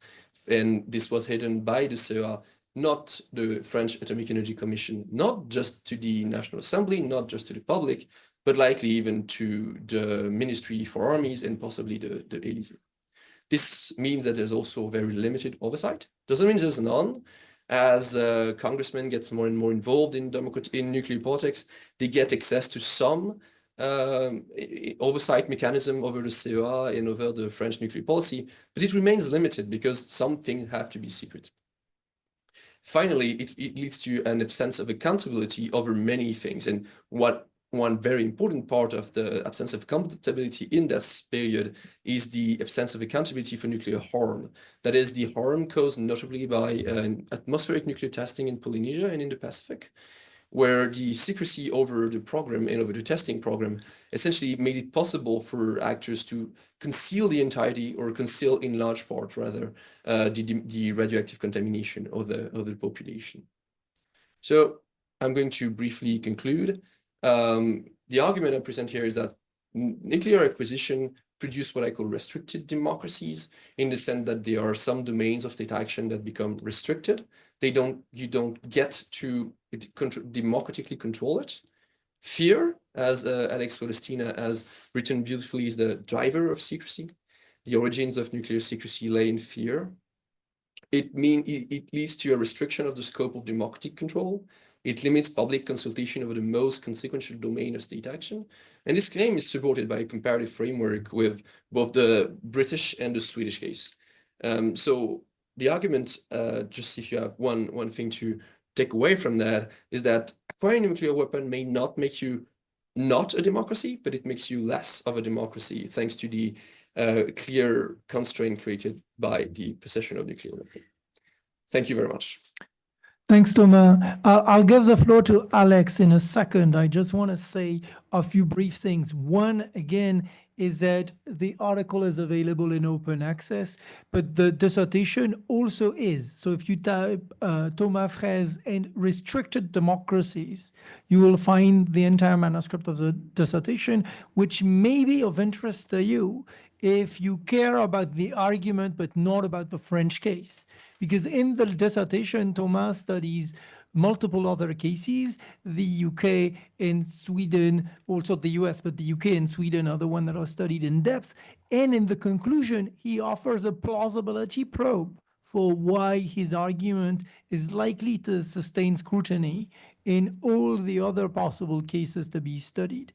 And the last thing I want to say is that those of you who are analysts of non-proliferation could think about, maybe adding a layer to the argument. Could there be a democratic case for non-proliferation, given the now demonstrated effect of nuclearization on democracy? And with that, Alex, please. All right, you should all be able to hear me now and see the slides. Is that correct? Yes. Yes. Perfect. So I want to welcome everyone to this last, but hopefully not least, presentation of today, where I will introduce a survey that Benoît, Fabricio, and me conducted in 2019 and 2024. And specifically, I will talk about sort of the first application of this survey, which is on democracy and nuclear weapons. And if you normally listen to presentations by Benoît, you might be a bit disappointed because, as you can see, I'm the third author here, and I'm very much an empiricist. So I'm not as well versed in the language of political philosophy and theory as Benoît is. So more graphs, less epistemic questions. But I hope you'll still enjoy this. So what will I talk about today? Well, I will first give you a little insight into our survey, and I know this is a bit of an unusual setup, but I want to give you sort of a taste of what our survey entails beyond the application that I'm then going to talk about when it comes to democracy and nuclear weapons. I will show you, give you a brief introduction of what our idea is here, and then show you some results and, of course, a conclusion. So what's the survey all about? Well, we conducted a survey in 9 European countries. So those include all nuclear weapon states, France and the UK, all nuclear host states, and 2 additional states, that's Poland and Sweden. For the article that I'm going to present in a minute, we left out Poland and Sweden and really just focused on the states that actively contribute to or have an active nuclear weapons policy, so the nuclear host states and the nuclear weapon states. But the survey itself was also conducted in Poland and Sweden when it comes to a lot of the questions that we have in the survey. So we have 700 respondents in the non-nuclear weapon states, so all states but the UK and France, and we have about 1,000 respondents per nuclear weapon state. So again, that's France and the UK. And we conducted the survey in 2019, and we replicated it in 2024. And we replicated almost all questions of the first survey, so we have really good data on questions about nuclear weapons and how people think about nuclear weapons from before the full-scale invasion of Ukraine by Russia and after that. And of course, since then, there has been a lot of talk about nuclear weapons, so it's quite interesting to compare these both time periods.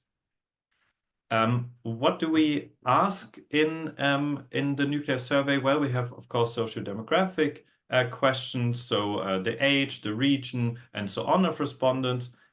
We have knowledge questions, so what might they look like? Well, they look like something like this, for example, where we asked respondents to name all nuclear weapon states from a list of states that we gave them, including all nuclear weapon states, but also including other states. And then lastly, we have opinion questions, very broad set of opinion questions, and this really leads us to the article that I'm going to present now, but also questions that we interpret as being able to tell us something about the relationship between nuclear weapons and democracy. And so what's our idea here? Well, as you can see on this map, this is the nuke map, I think a pretty famous application in the nuclear weapons field, where you can choose a target and a nuclear weapon, and then you can see sort of the effect that this has on or the destructiveness that the use of nuclear weapons would have on this region. I naturally thought it would be a good idea to choose Paris here as a target, but now I'm having second thoughts, because maybe as a German, I should have not done this. But anyways, without wanting to scare you, as you can see, the estimated fatalities using a nuclear weapon that is currently in the US arsenal would be just shy of 1 million. And of course, most people listening here know how destructive nuclear weapons can be, but sort of I want to emphasize this once again, because this is really sort of one of the starting points of thinking about this, is that these weapons are in the very literal sense existential, right? And so you would imagine that in a democracy with a nuclear weapons policy, people should, in such an important issue, people should somehow consent to how nuclear weapon policy is being made. So the mode of governance. And this mode of governance, and we've heard this now before, so I don't need to explain it too much. We call it nuclear guardianship. We were not the first ones to do so. But it's really this idea that this is a highly technocratic policy-making process with a lot of secrecy, of course, and so not a lot of involvement by the public or even often elected officials.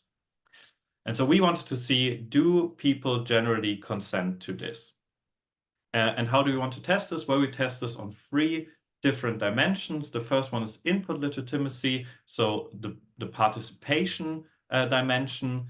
This entails an appreciation or acceptance of experts handling the issue of nuclear weapons for citizens, the acceptance of a limitation of information, of an absence of consultation, and of an absence of choices between different options. So this is all entailed in the input legitimacy dimension. We also have output legitimacy, where you could say, well, okay, maybe people are not that happy about the way these policies come about, that it's all in secrecy, there's not a lot of information, and so on. But maybe they're happy with the results, right? So are the results that are delivered, are people happy about this? And we delve into this by looking into if citizens feel sort of a sense of security from nuclear weapons, if they agree with the usage of nuclear weapons, and if they more broadly agree with government policies on nuclear weapon decision-making. And then lastly, there is an argument where some people say, yeah, maybe there's not a lot of input or output legitimacy, but people just don't care. Like, this is a field where people don't care, and so it all doesn't matter that much. And so we want to see, is this an important issue to citizens? And so all put together, we are testing the input legitimacy, the output legitimacy, and the policy effectiveness. So do people actually care about this? Well, before I turn to the results, one important consideration here is that we think there's a bias that works against our hypothesis. Our hypothesis being that people do not necessarily consent to the current technocratic mode of governance. And this bias, to sum it up, is that it's very hard to distinguish those respondents that are persuaded by arguments from those that are persuaded by authority.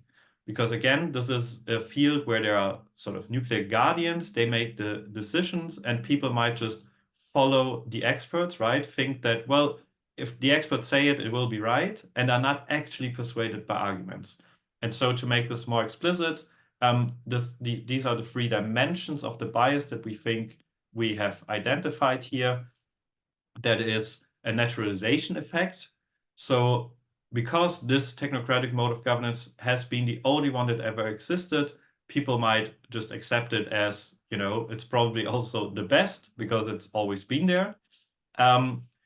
A perceived complexity, there's a lot of secrecy again, and people have little insights into, not like the average person has little insight into how decisions are made and what they are all about. And so there's a lot of topic-specific authority. And lastly, there's a desire and the sort of this overwhelming fear of nuclear war. There's this desire to just be assured and think, well, the experts will know what they're talking about. Well, despite this bias, what we find is that when it comes to input legitimacy, so we ask people who should be informed about nuclear weapon policy.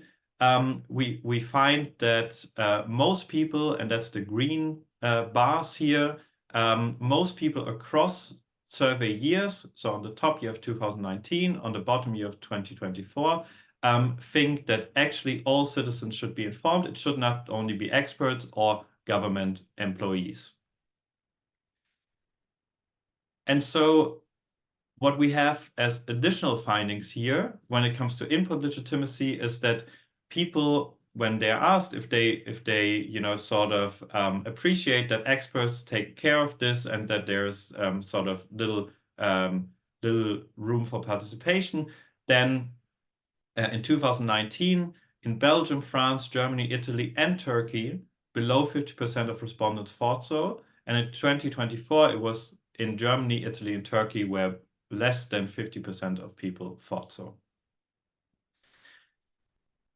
A vast majority across countries and across the survey years think that they should be consulted and that they should be given different options. And lastly, if you ask them if they agree with government decisions, sort of support the decisions, even if they disagree with them, so they sort of consent that the government makes the decision and that's fine. Below 35% across both survey years, so never even reaching 35% of people across both survey years and all countries agree with this. And so let's turn to output legitimacy, where we first ask people, do nuclear weapons make you feel safe? And a very legit criticism here would be if we just ask them yes or no, because what does it really mean? Do nuclear weapons make you feel safe? Is it the nuclear weapons that you possess? Is it the nuclear weapons of the adversary, and so on? But we give them a range of options. So starting with yes, absolutely. This would be probably a bit like the Waltzian kind of respondent who says, well, the more the better, right? Nuclear weapons bring peace. And so yes, absolutely, they make me feel safe. We also give them the option to say, yes, they make me feel safe from attacks, right? They deter, but there's also risks attached to them. And we give them the option to say yes and no. Nuclear weapons that my country or its allies possess, right? Our nuclear weapons are a source of safety, but the nuclear weapons of other countries, they are actually a concern. And then lastly, we of course also give them the option to just say, no, nuclear weapons just generally don't make me feel safe. What we find is that the most chosen option is just plain no. And in all countries, so that's the dark red bar here, right? On the top again, 2019, on the bottom, 2024. And so most people, the most chosen option is just no. And in most countries, except from the UK and France, if you put together all answers that entail yes, they are less than 50%. So a majority of people just says no compared to any of the yes answers put together. And so at the very least, you would expect that if people subscribe to the current policies, they would say, yes and no, yeah, our nuclear weapons are good, the one of the enemy is bad, but this does not seem to be the case. We also asked them about nuclear use in France and the UK, so nuclear weapon states that actively, of course, plan using nuclear weapons. And we see that a minority of people, not even reaching 30% in any of the countries and years, so in France and the UK in 2019 and 2024, say, yes, there is any circumstances under which nuclear weapons should be used. And then lastly, effectiveness, and this is just before I'm going to wrap up now, we asked people, how do you feel about the discussion about nuclear weapons? I gave them the option to say, honestly, I just don't care. And if you ask them this directly, then very, very few people, so ranging somewhere between 5 to maximum 20%, say that, they just don't care about this issue.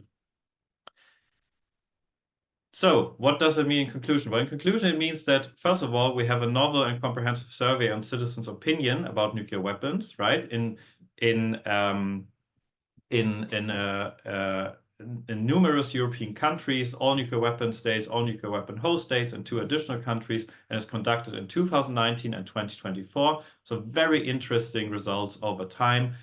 Also, by the way, very interesting that results actually remain quite constant often, not just on the questions I showed you now.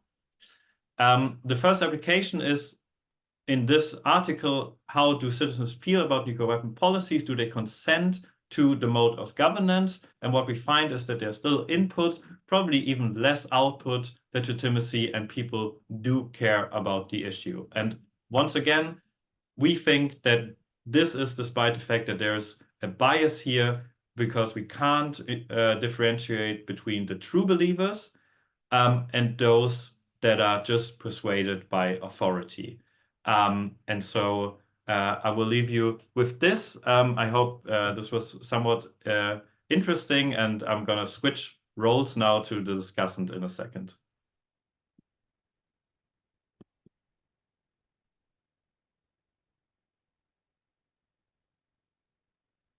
All right, so Benoît, did you want to say something? Oh, so yes, I just wanted to thank you for joining us into this project, for giving the presentation today, but also for agreeing to be the discussant. So I wanted to give you back the floor as the discussant now. So it's a different version of you.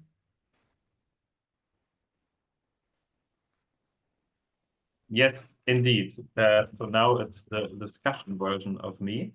And as I said, I will keep this very brief. So first of all, I hope this was all informative, and also to Paul Edwards. Funny enough, there's actually 2 Stanton nuclear scholars on this panel. So Thomas used to be one. I'm currently one at Harvard University. So I hope, despite this, you were still able to enjoy the panel. But so what did we talk about here? I'm just gonna very briefly summarize it. So what do all of the articles we just heard about by myself, by Thomas and Sterre have in common? Well, obviously they talk about the connection between nuclear weapons and democracy. And we think that this is an aspect, a dimension that has often been neglected. So we've had a lot of research on the effects of nuclear weapons in international relations, right? Do they deter? Do they make it possible for states to coerce other states? Are they, legal? Under which circumstances are they legal to use? And so on and so on. What does it mean for alliances? We all know all of these discussions, but there's much less research on the connection, on the domestic effect, right? And the domestic effect specifically here being the connection between nuclear weapons and democracy. And so just to sum it up again, Sterre's article was an examination of the compatibility of democratic decision-making you know, as she put it, it has to be a representative, a pluralist or participatory mechanism present to be in any way a democratic decision-making process. And she shows that all of these are in contradiction to different extents with possessing or planning the use of nuclear weapons.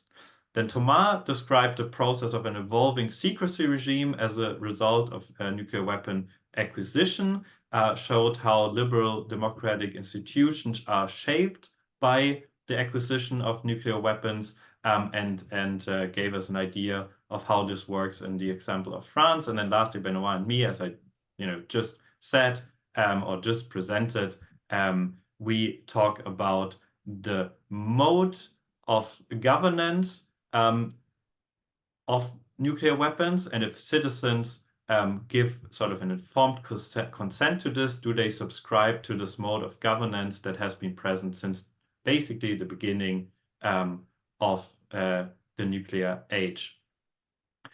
And so I hope that this is a starting point for a discussion. I think we all agree that this is not the end of the process, far from it.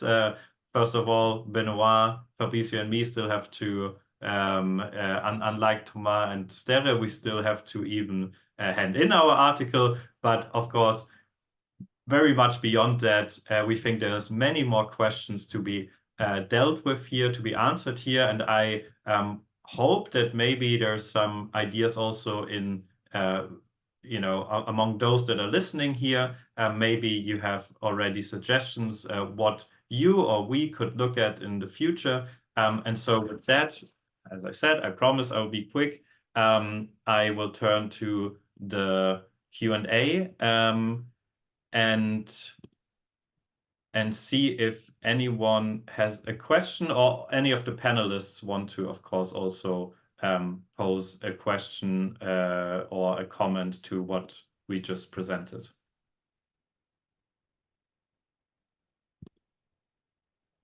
I'll just make a quick comment if that's okay, Alex? Of course. Right. So as you said, we mean this to be a conversation opener, not a conversation stopper. But in the same way, the scholarship we've produced on luck has shifted the question from not considering luck to, okay, now we know luck has been necessary. The question becomes, how many lucky cases are there? We can no longer say, oh, now we're going to be still able to claim that luck has played no role. I think similarly, the step that we've made is simply we've made it conceivable to assess the effects of nuclearization on democracy and its possibility. And to me, what's interesting and intriguing is that maybe with different degrees, with, I guess, the political theoretic answer being maybe or finding a result that seems of a higher effect than the others. But all three modes of inquiry, political theory, historical sociology of the state, and our survey research, documents the fact that nuclearization has deteriorating effects on democracy. So I think we have established that it is now false to pretend that nuclearization doesn't affect democracy. Then there's much more to be done in terms of how and to what extent. But my understanding of the contribution so far is to simply move the conversation from, is that even a question, to is there any effect, to how much of an effect is there, because all the effects we've documented go in the same direction. I'll just add one phrase: luck always runs out. I like it when I'm not the one saying that. All right. Is there any other questions or comments from the audience? I think Thomas, you already answered the question in the chat, if I saw it correctly, by Linden. Is that, yeah. Yeah, I mean, I think I answered Lyndon's question, but I gave a very improvised answer because I think Lyndon's question might be better asked of Thomas in some ways because it's about the French experience, and I've, despite being here, not done all that much on France. So I can read out Lyndon's question if you want, and then you can just Yeah, I'd be answer. happy Yeah, to know what the question is. yeah, that might be good. If I get a chance to answer it. Yeah, I can also do that. So he, well, kindly he thanks us for the presentations, and then gives congrats to the team. So that's very nice. Thank you. So he says that Sterre, it sounded like you said the assumptions behind an existential deterrence posture would leave more room to practice transparency in various ways. Is that correct? If so, how do you think it relates to the French experience? So I'm not sure, Thomas, if you have a thought on this as well. Yeah, I think it's interesting because I do agree with the premise of the question that existential deterrence should solve some of the issues. And that having an existential deterrence posture is likely the one that allows you to be the most transparent. If you think you can rely on your weapon, if you don't believe they have too many vulnerabilities, you can probably be very transparent because there's not so many ambiguity you need to have about how you're going to use them or anything. But it doesn't really apply for the French case. But I think it doesn't have to do with existential deterrence, but it has more to do with the context in which the bomb was produced in France, the constant feeling of insecurity with, or rather, I would say, the mistrust toward the public's ability to act in nuclear politics.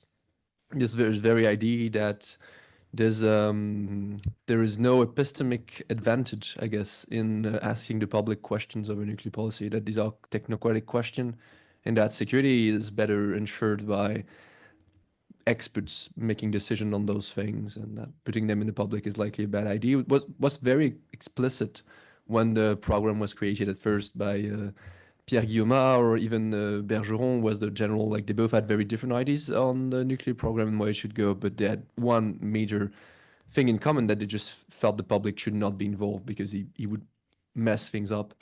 So I think it's more of that, but I agree that there's something about existential deterrence that makes it more likely to be transparent. At the same time, it doesn't really work with the French thing, but because there's more than just purely strategic rationality behind decision regarding transparency.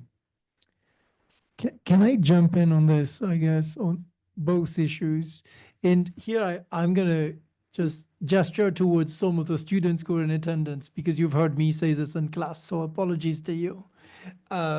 It's simply that also one of the reasons why, in principle, existential deterrence or consistent reliance on existential deterrence should be less incompatible with the requirements of democracy is because if by existential deterrence you mean that the weapons themselves produce a deterrent effect, and all you have to do is keep the smallest possible doubt in the adversary's mind that you might use those things, then that literally opens the scope of what the leader can say. So basically, if a newly elected leader says, I will never under any circumstances ever use those weapons, is that enough to close any doubt in the adversary's mind if they are sure that they have the capabilities?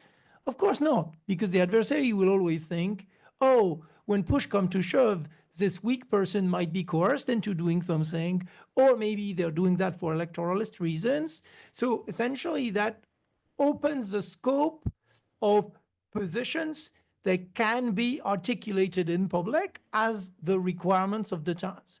But then getting to Thomas' question about the French experience, the French experience shows that what is true in principle, in what I just described, doesn't apply in practice. Because former President Giscard d'Estaing, who said a really modest claim about he would never use the weapons first, was blamed for decades for having said that, even if he did say that after having left office.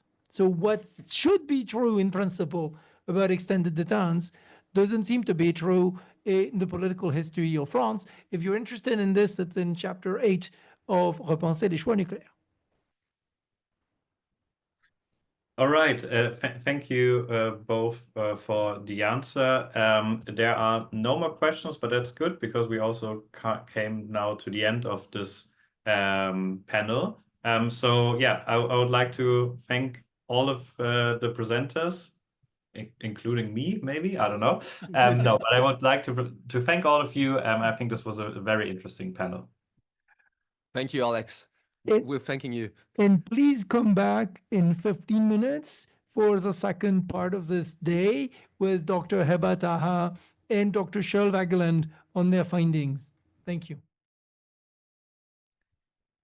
Welcome to those of you who join us for the second part of the conclusive online session for the ERC nuclear project, and welcome back to those of you who have been with us the whole time. Welcome to those who simply will watch that later on YouTube. And finally, welcome to Dr. Heba Taha. Welcome, Heba. Great to have you with us today. You've been a pillar and an inspiration for the team. And so in this moment, we will zoom onto your work with a connection to the point I made in the opening presentation about a core finding of the team being the role of imagined futures in the shaping of the scope of available nuclear policy option. So with that, the floor is yours. Thank you. Let me just figure out the screen sharing situation. Should be here. Okay. All right. Thank you for having me. Huge thank you especially to Benoît, whose intellectual guidance and generosity has shaped my work, but also who I am. So the mentorship that I've received throughout my postdoctoral research position at Sciences Po and afterwards has been exceptional. Just a brief thank you to you, Benoît. I'm a little bit sick, so I might have to take some pauses to cough, to catch my breath, but hopefully it'll be okay. So I'm presenting research that I've carried out as part of this ERC project. My focus is on the Middle East. So I'll start by first discussing this region within the nuclear literature and why I think there desperately needs to be more work on it. And then I'll discuss my approach in this work, the underlying objectives I've had across this body of work, and then I'll give some more concrete examples from articles that have been published as part of this project. So in the nuclear field, the Middle East has often been treated as a problem. Research on nuclear politics in the Middle East generally focuses on horizontal proliferation, the acquisition of nuclear weapons by new states. So of course, we can all think of discussions on Iran, which has continuously been misidentified as a nuclear weapons possessing states in surveys of the European public that have been carried out by nuclear knowledges. There's also a long-standing anxiety that nuclear weapons may be acquired by terrorists, which tends to be seen as a Middle East issue. And on the one hand, there's been a lot of focus on the Middle East and a lot of attention paid to these particular problems that are specifically of relevance to the US security establishment. But on the other, looking at the region through the securitized lens has meant that we've overlooked the possibilities of nuclear thought from the Middle East and of intellectual engagement with the nuclear condition, which is kind of being seen as beyond the scope of the nuclear literature. So one of my objectives has been to kind of transnationalize and de-exceptionalize this region. So that means inserting it into conversations it has otherwise not been part of. And this allows me to use the Middle East to push conceptual boundaries and to challenge claims about universal theories, including, for example, widespread assumptions about inherent nuclear desire. So my role has been to bring in the context of the Middle East and try to highlight that the field of international security needs to be intentionally much more international. And I've sought to achieve this by bringing the region in as a relevant empirical case study. But the work doesn't stop with noting that an analogous process may have been taking place in the Middle East, but rather using empirical work to revisit or to reconsider our theories on international politics. And in that sense, I've sought to theorize from the starting point of the region, rather than necessarily treat the region as a self-contained object of study.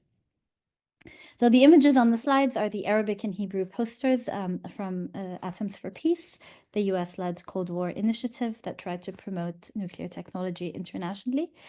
And I'm using these just to situate the Middle East within a kind of a bigger phenomenon that everyone is familiar with. So like I said, there's surprisingly little work on nuclear thought in the Middle East. Like everywhere else, the nuclear age was experienced as a rupture in this region, and people wrote extensively about its implications, its potential, its dangers, and so on. So like other places in the decolonizing world, people in the Middle East were concerned about the arms race, they mobilized, they voiced their opposition to nuclear weapons.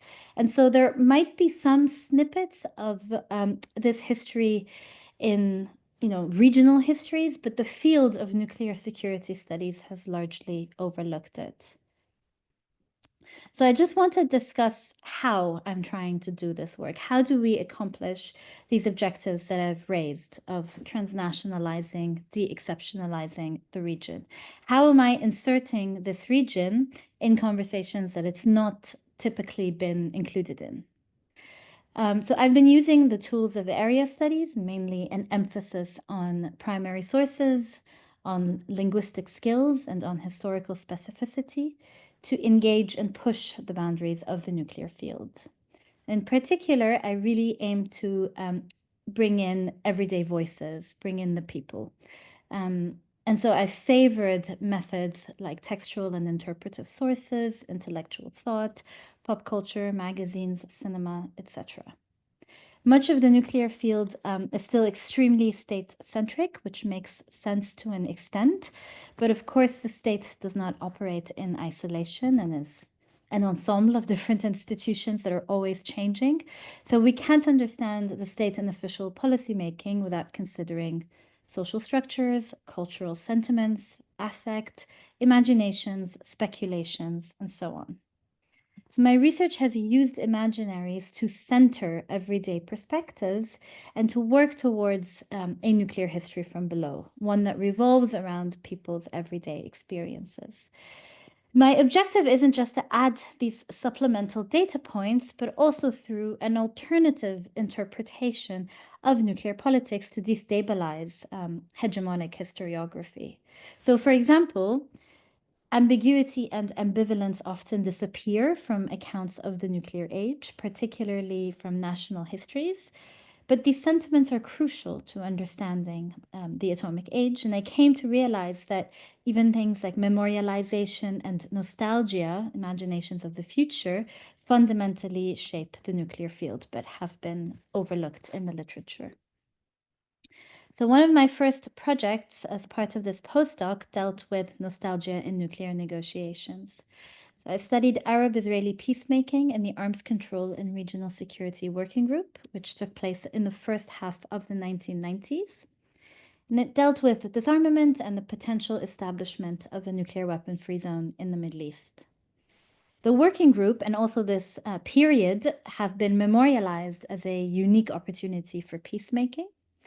And that means that there's been a continuous return to this framework in policy discussions up until the present. Policy practitioners have continued to reference this process in discussions of the making of a nuclear weapon-free zone in the Middle East. So the collective nostalgia for this process, which is driven by political elites, has resulted in numerous efforts to revitalize the process, the Arms Control and Regional Security Working Group. So this idealization of the past continues to affect policy proposals today. So what the article does is that it tries to unpack the intellectual entanglement of peace Economy and Security, critically analyzing official statements by Israeli political figures, by in UN documents on Arab-Israeli peacemaking and on the nuclear weapon-free zone in the Middle East, but also policy documents that are produced by think tanks, which are treated as representations of systems of thought or ideologies. And it argues that this period represents an economic imagination of integration rather than a real effort at demilitarization. So the article emerged particularly out of a frustration with one of the first books that I read about nuclear politics in the Middle East, which is Nuclear Logics by Solingen. And in that text, the author argues that ruling coalitions pursuing measures of economic liberalization are more likely to embrace regional nuclear regimes, with the nuclear weapon-free zone as the ultimate form of a regional nuclear regime, than their inward-looking nationalist and radical confessional counterparts. And so I appreciate the premise that economic imaginaries play a role in the construction of security regimes, but I found that militarization and economic liberalization can and do often come together, including in these nuclear negotiations of the 1990s. But we can also see this today, where militarization and increased economic relations are kind of forming the basis of new alliances. So, for example, Gulf-Israeli relations these days are firmly based on securitized capitalism and have driven the arms trade in the region in recent years. Okay, so shifting to another piece, this is co-authored with Benoît Pelopidas and Tom Vaughan, and we look at the scope of nuclear weapons policy and how that change for nuclear weapons policy was determined after the Cold War. So we mobilize primary sources in multiple languages, and we posit that there's a particular temporalization of nuclear events in the beginning of the 1990s that happened, what we are calling non-proliferation timescaping. So empirically, the article uses 3 case studies to demonstrate the argument to make this case. One is the South African nuclear disarmament. The other is the breakup of a nuclear armed state, namely the USSR. And the last one is the undetected Iraqi pursuit of nuclear weapons. And we suggest that even though each of these offered a concrete and a high-profile precedent for a different nuclear future, and even though all 3 were discussed extensively by policymakers and in policy-adjacent spaces during the 1990s, it was only the Iraqi case that was internalized into mainstream policy. And this required a specific temporalization of these 3 nuclear events that unfolded in this kind of immediate post-Cold War environment. Further instances of proliferation following the Iraqi case were seen as belonging to the future. This was the imaginary that was constructed, while the other 2 cases were temporalized as these one-off events that belonged in the past. So the Iraqi case of opaque proliferation was treated as a precursor of a future nuclear danger, while the breakup of the nuclear-armed USSR was depicted as something that was not repeatable or not to worry about. And South African nuclear disarmament was reframed as a non-proliferation success. To prove our hypothesis that non-proliferation timescaping overrode other modes of future making, we investigated policy and journalistic discussions about each case in depth. And we showed through the Iraqi case study how the fear of horizontal proliferation became the hegemonic framing of future nuclear threats in a world where nuclear weapons were assumed to be eternally present. And in analyzing the composition of these timescapes, the post-Cold War environment is pertinent because these 3 poorly predicted events all happened at the same time, which meant that it should have, in theory, widened the scope of possibilities in nuclear weapons policy. But instead, the Iraqi case was the only one that was considered possibly repeatable in the future. And more than that, it was treated as an indication of the threats that are going to come. Okay.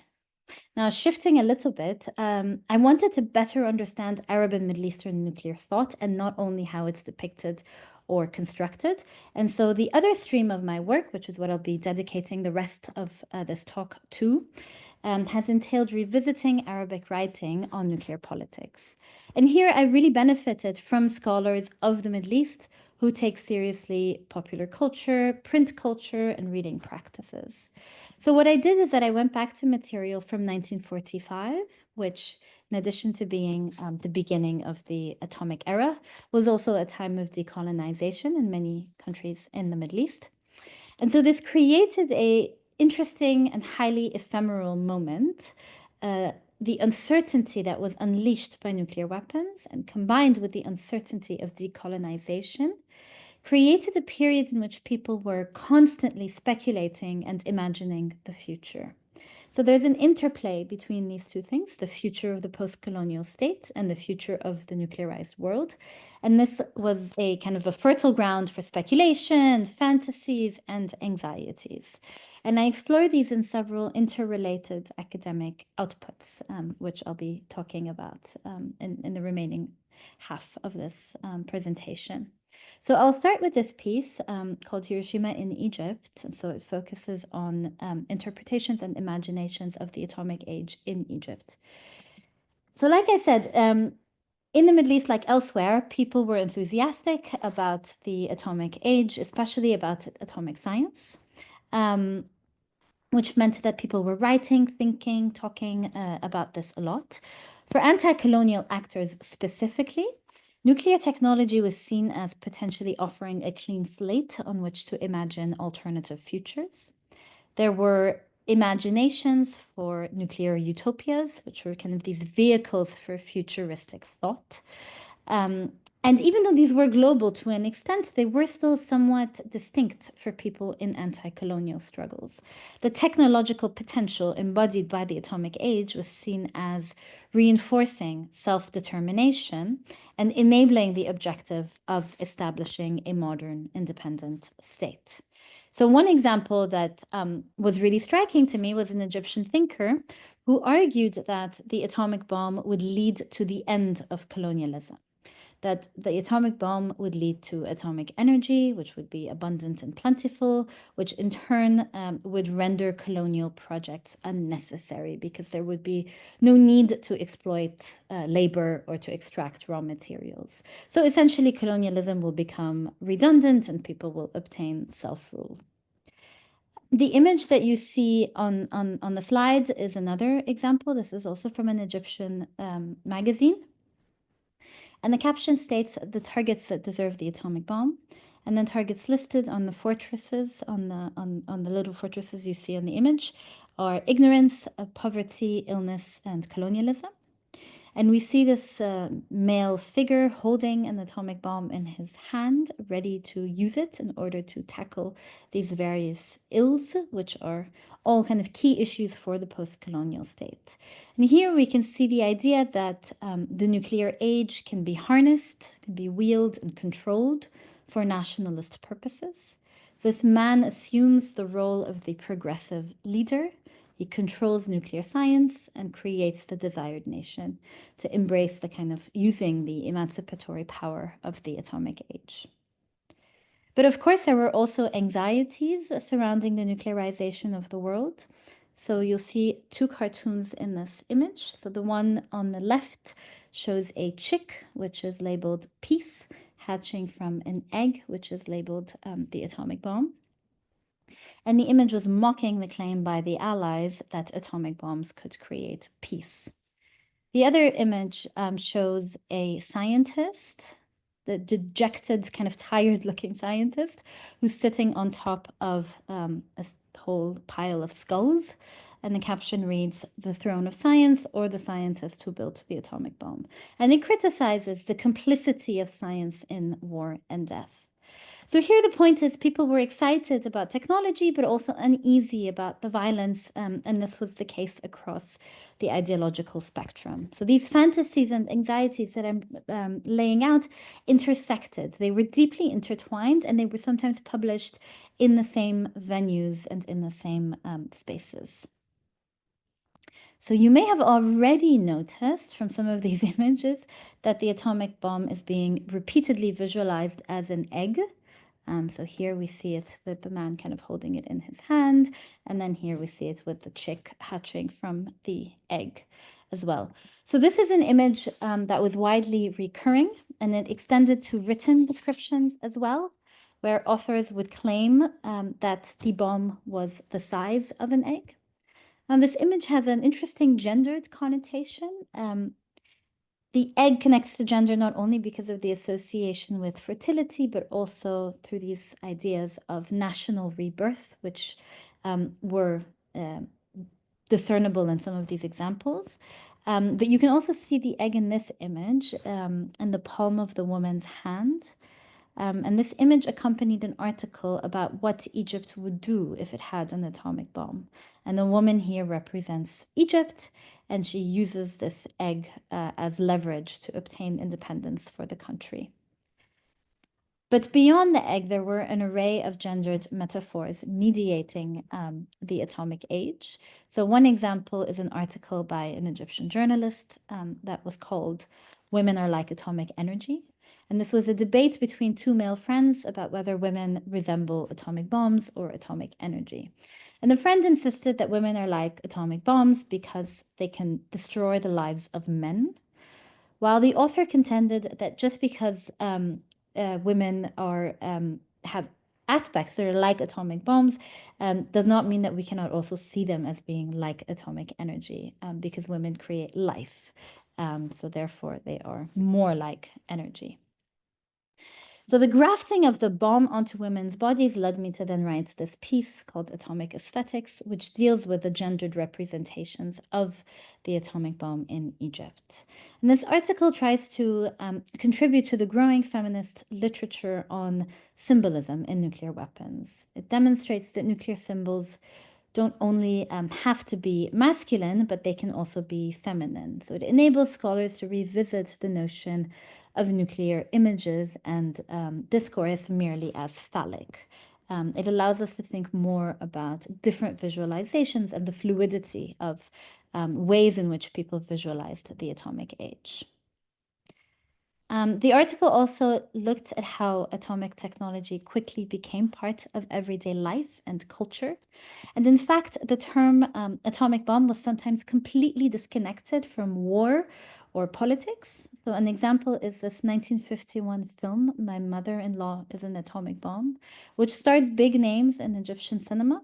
And it's not about nuclear war. It only deals with war in a very metaphorical sense, following a couple's battles with a scheming mother-in-law. So the atomic bomb kind of takes a life of its own here. It becomes disassembled from its military context, and it enters the vernacular to interact with a variety of existing cultural tropes. So by offering a glimpse into these nuclear imaginaries, which have not been explored in the literature, the article is trying to kind of destabilize and decenter dominant visual regimes, like the now iconic image, for example, of the mushroom cloud, which really didn't feature in cultural production in the Middle East during this period, and which very much reflects the vantage point of the United States.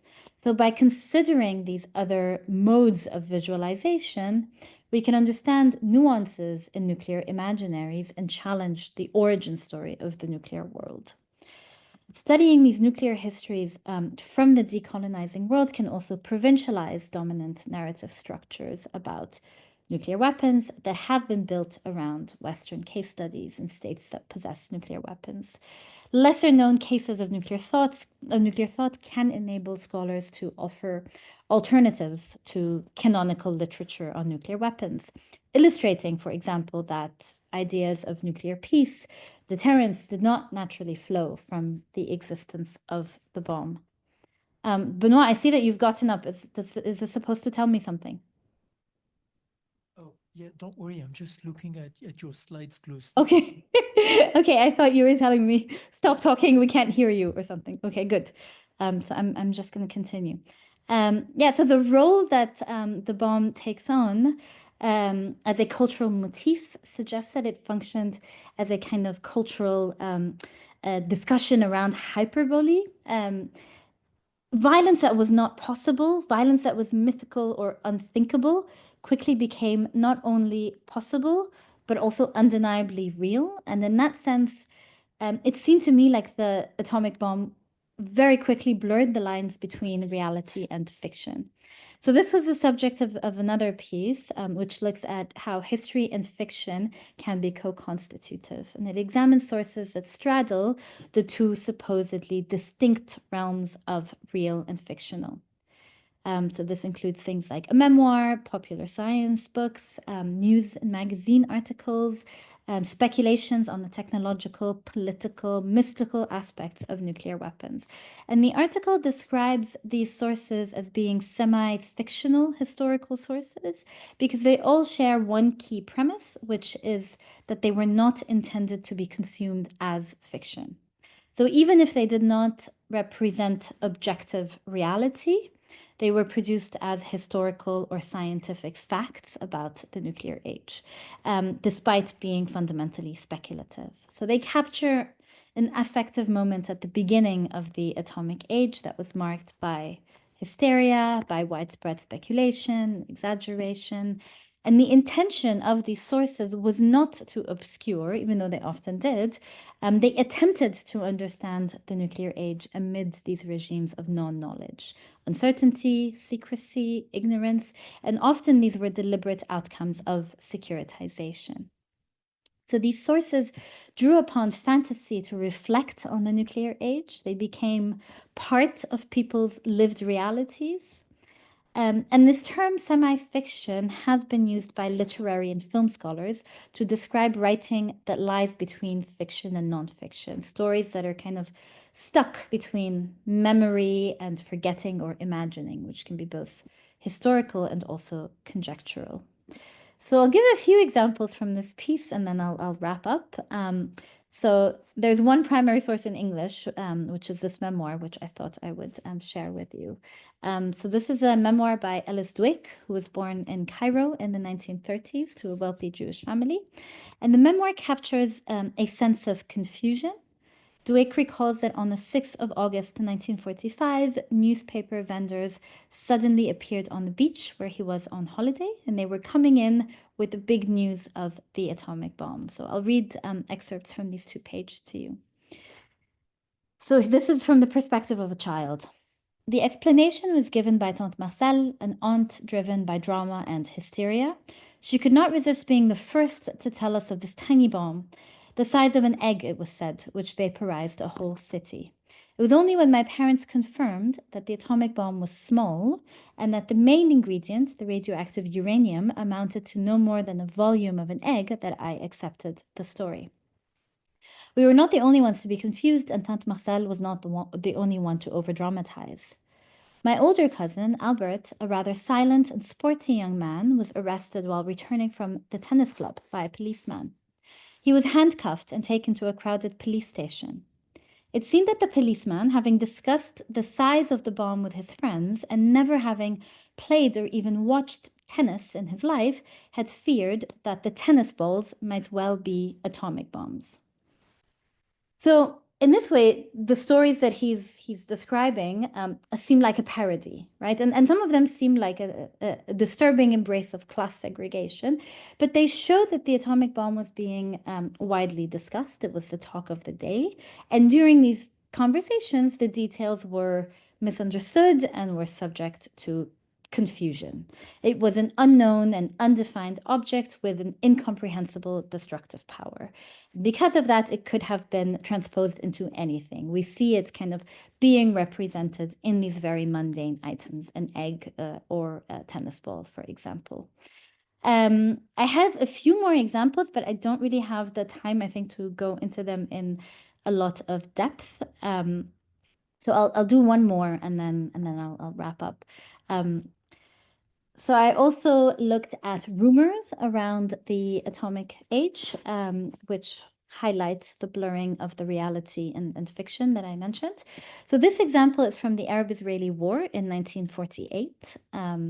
Reports in Israel mentioned that Palestinians believed that Zionist militias had and were using an atomic bomb in Safed in the north of Palestine.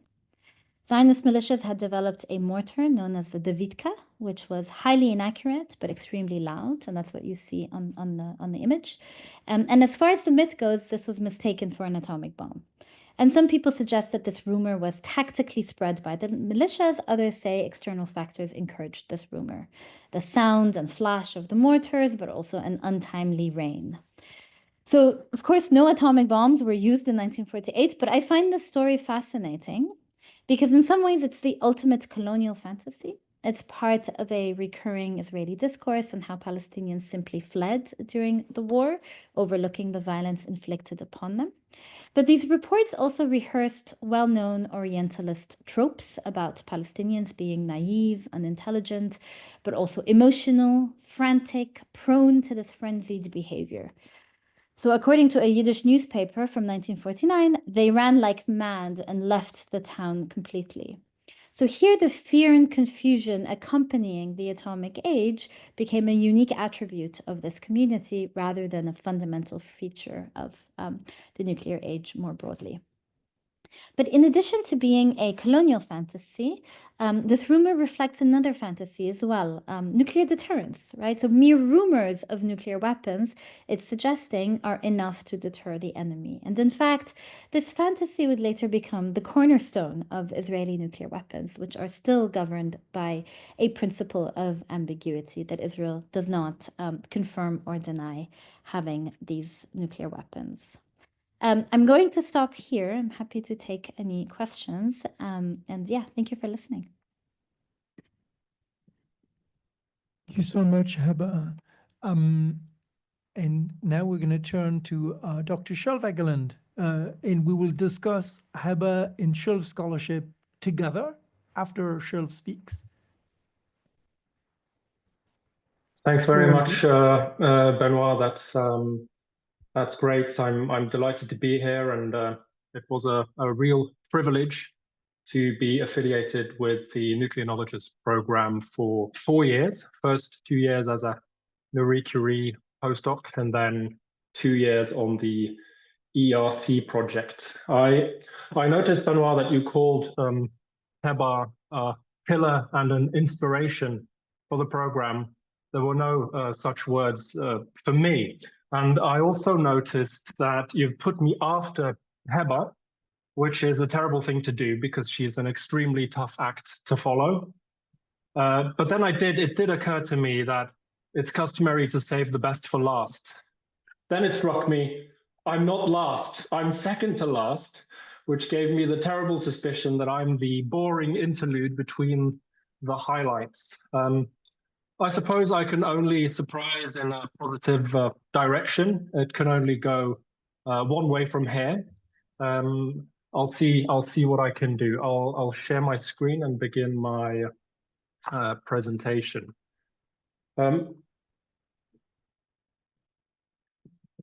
Most of my talk today will take this article, The Ideology of Nuclear Order, as a point of departure. I will use this paper, which I would say stands as a kind of foundation or manifesto for much of what I've done in recent years, as a jumping off point for the topics that I've engaged with and that I will be discussing today.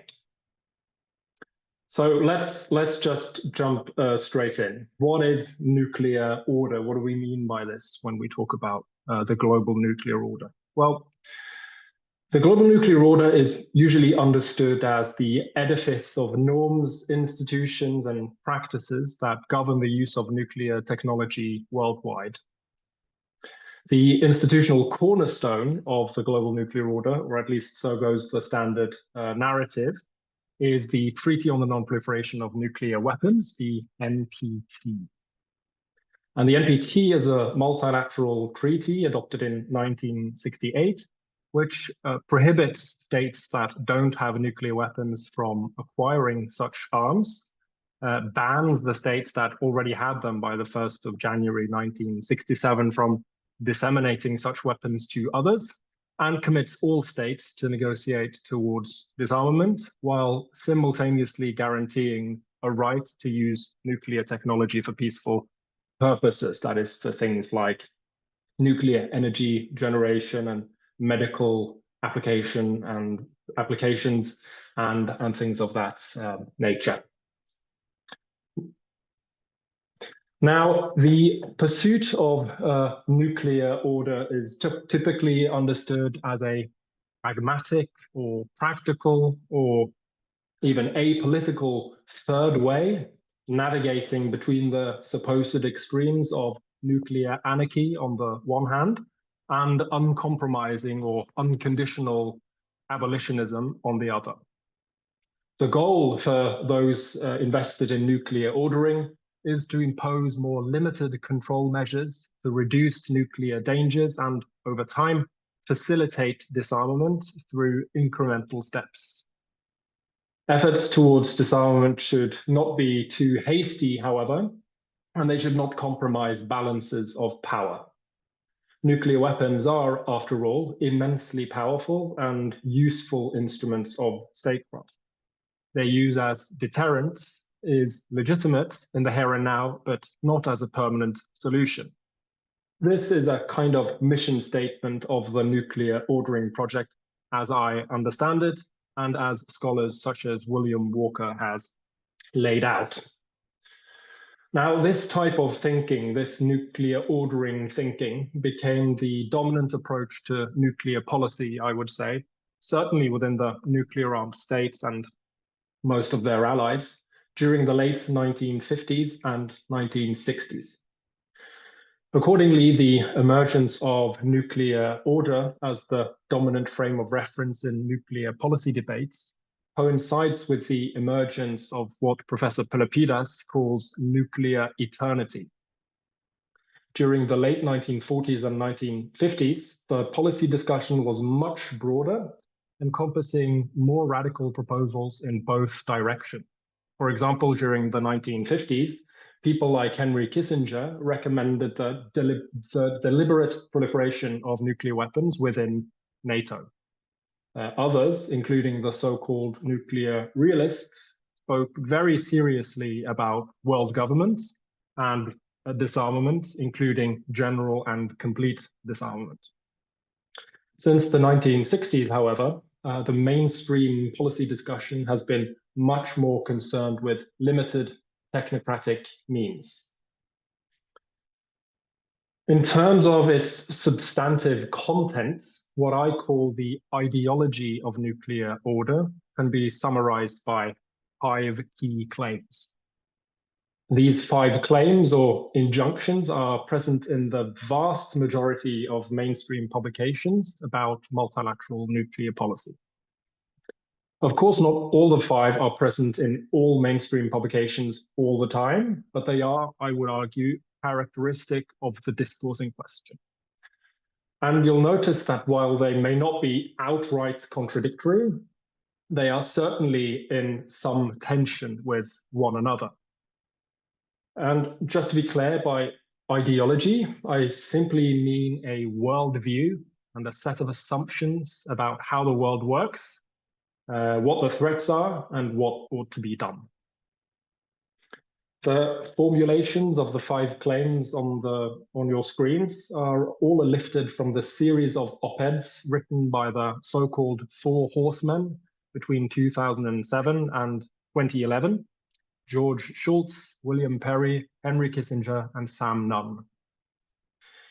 These op-eds were widely described as radical and reflective of a totally new style of pro-disarmament thinking in elite circles.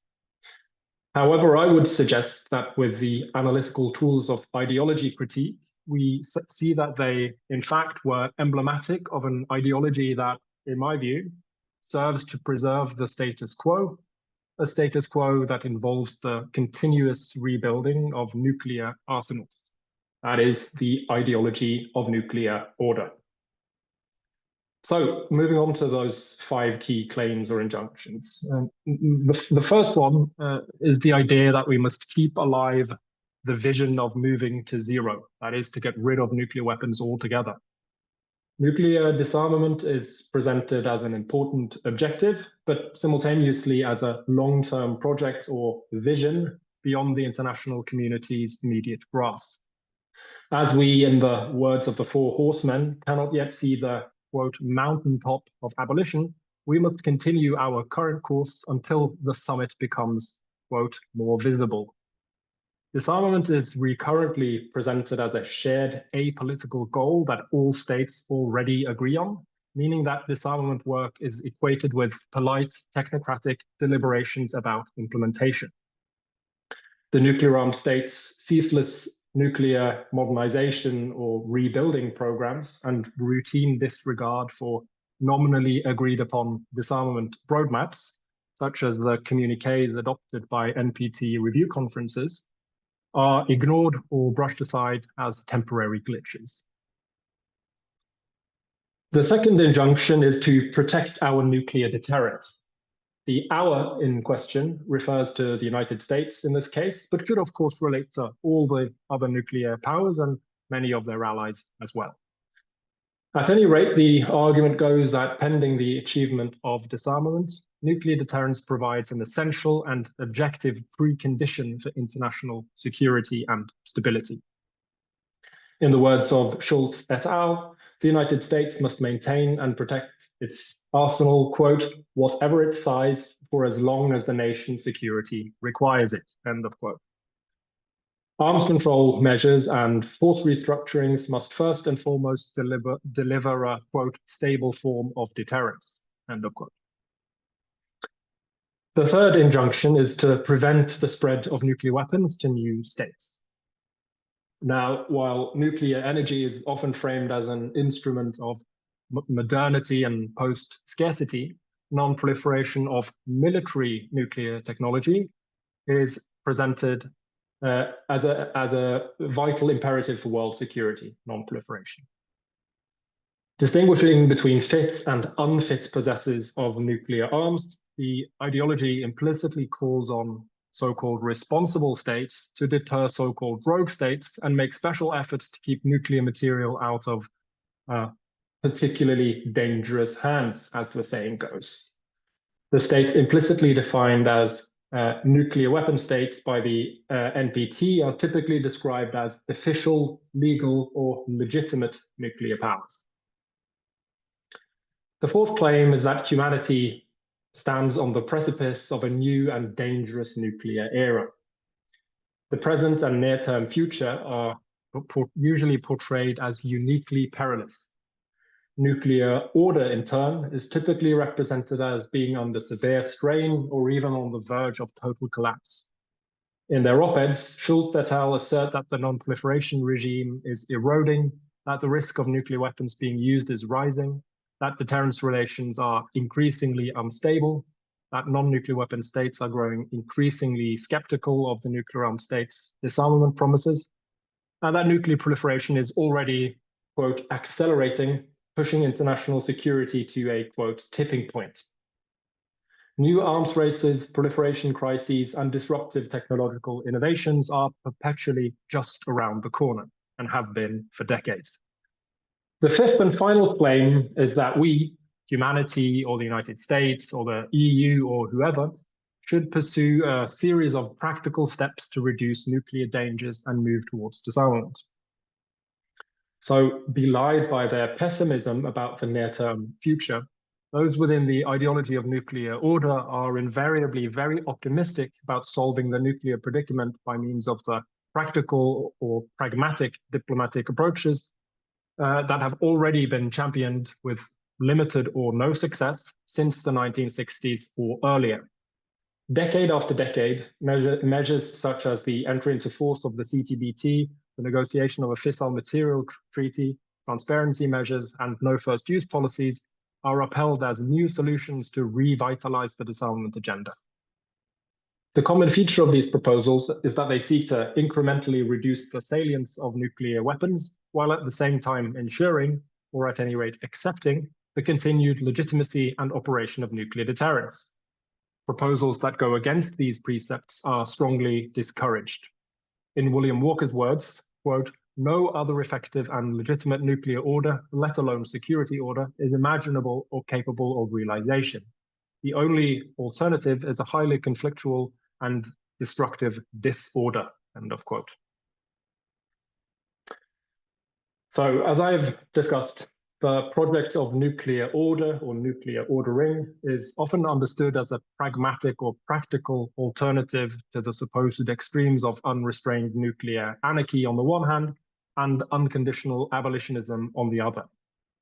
However, the notion that a political program can be totally unideological and pragmatic makes me, I have to say, a little suspicious. After all, as Louis Althusser argued, those who are in ideology believe themselves by definition to be outside ideology. To be clear, my ambition here is not to disparage those who see themselves as working to preserve some form of order to the nuclear madness. My intention rather is to systematically analyze the worldview that dominates in the mainstream discussion. As I see it, ideology is inevitable. Any approach to nuclear politics is ideological in one way or another. There is no escaping hard moral, political, and material choices. And saying that something is ideological does not, for me, mean that it is necessarily wrong or stupid. That being said, ideologies can be based on more or less factual content. And in the case of nuclear order, there are certain recurrent themes, such as the idea of a constantly imminent wave of proliferation, or the notion of the proliferation problem as accelerating, that are simply not true, as Professor Pelopidas demonstrated earlier today.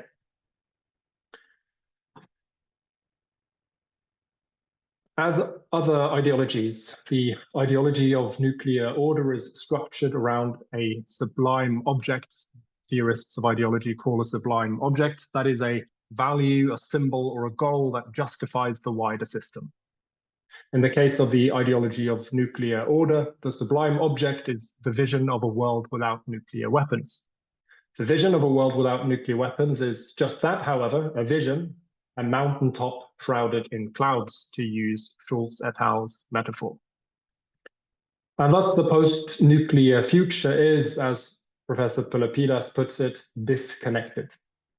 The sublime object of a world without nuclear weapons, I argue, has functioned to justify the unequal nuclear order sanctioned by the NPT as a temporary indignity for the non-nuclear weapon states. Has allowed the major nuclear powers to hoist up what Jan Rutziker calls a veil of good intentions, an unenforceable commitment that allows them to depoliticize nuclear politics by claiming that at the end of the day, everyone agrees that nuclear weapons should be eliminated, just not right now.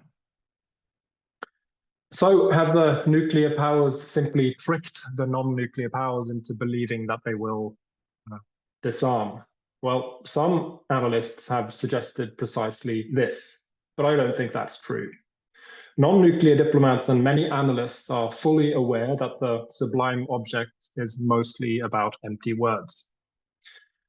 However, they have gone along with much of it due to what Peter Sloterdijk calls cynical reason or enlightened false consciousness. That is a sense that resistance is socially uncomfortable, dangerous, or will inevitably just be dragged down by the power of things. One example of this, of cynical reason, can be found in the politics of extended nuclear deterrence. In my article, The Cosmic Bluff Revisited, I concluded that nuclear umbrellas, that is a commitment to collective nuclear use, can endure even if both the patron and client in the alliance relationship believe the arrangement to lack military credibility. People go along with the status quo because disruption would be politically uncomfortable, or because the status quo provides benefits other than the official reason for the arrangement.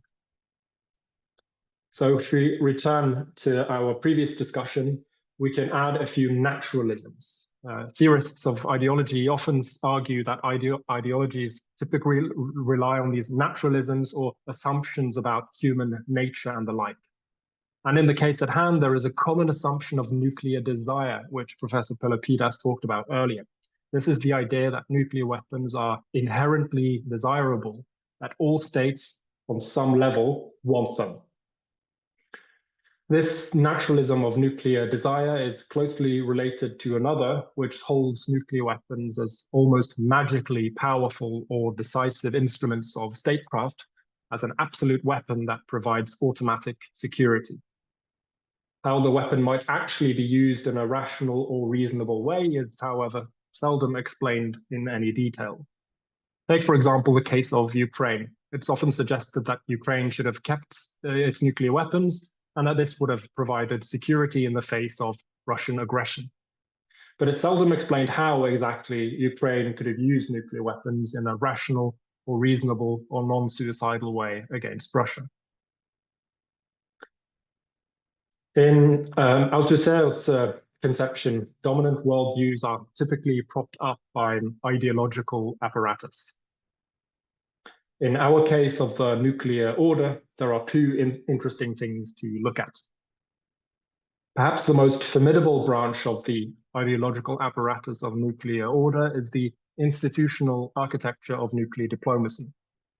The NPT review cycle, the UN General Assembly First Committee, the Conference on Disarmament, the IAEA, the UN Disarmament Commission, the P5 process, and other institutionalized gatherings. Through this running series of meetings, conferences, roadmaps, and action plans that in reality have little, if any, effect on actual policies, we are told that the nuclear problem is being worked on. There is a process and things are under control.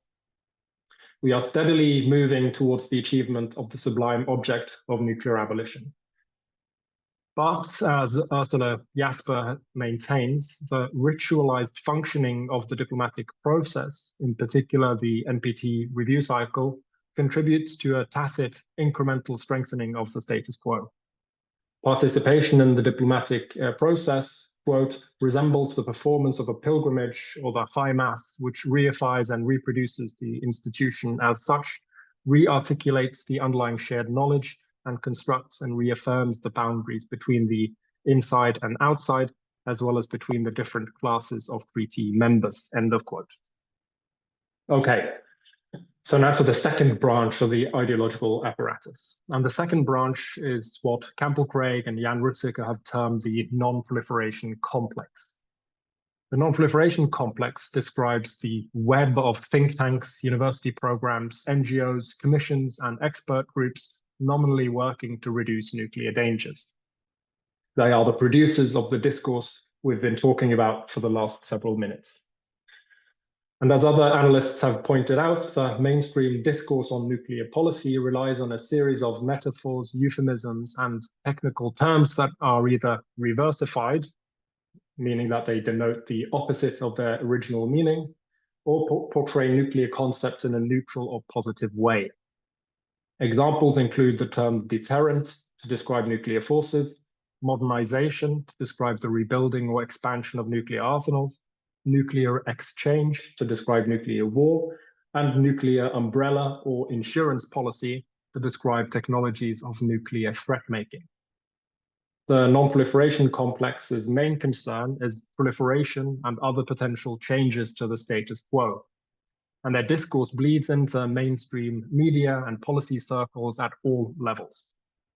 For example, of the 728 articles published in the New York Times between 2017 and 2019 that contained the phrase nuclear weapon or weapons, over 2/3 concerned Iran and or North Korea, the first being a non-nuclear weapon state, and the second being the holder of the world's smallest, admittedly most recent, nuclear arsenal. So according to Campbell Craig and Jan Rutziker, the non-proliferation complex functions largely as a handmaiden to power.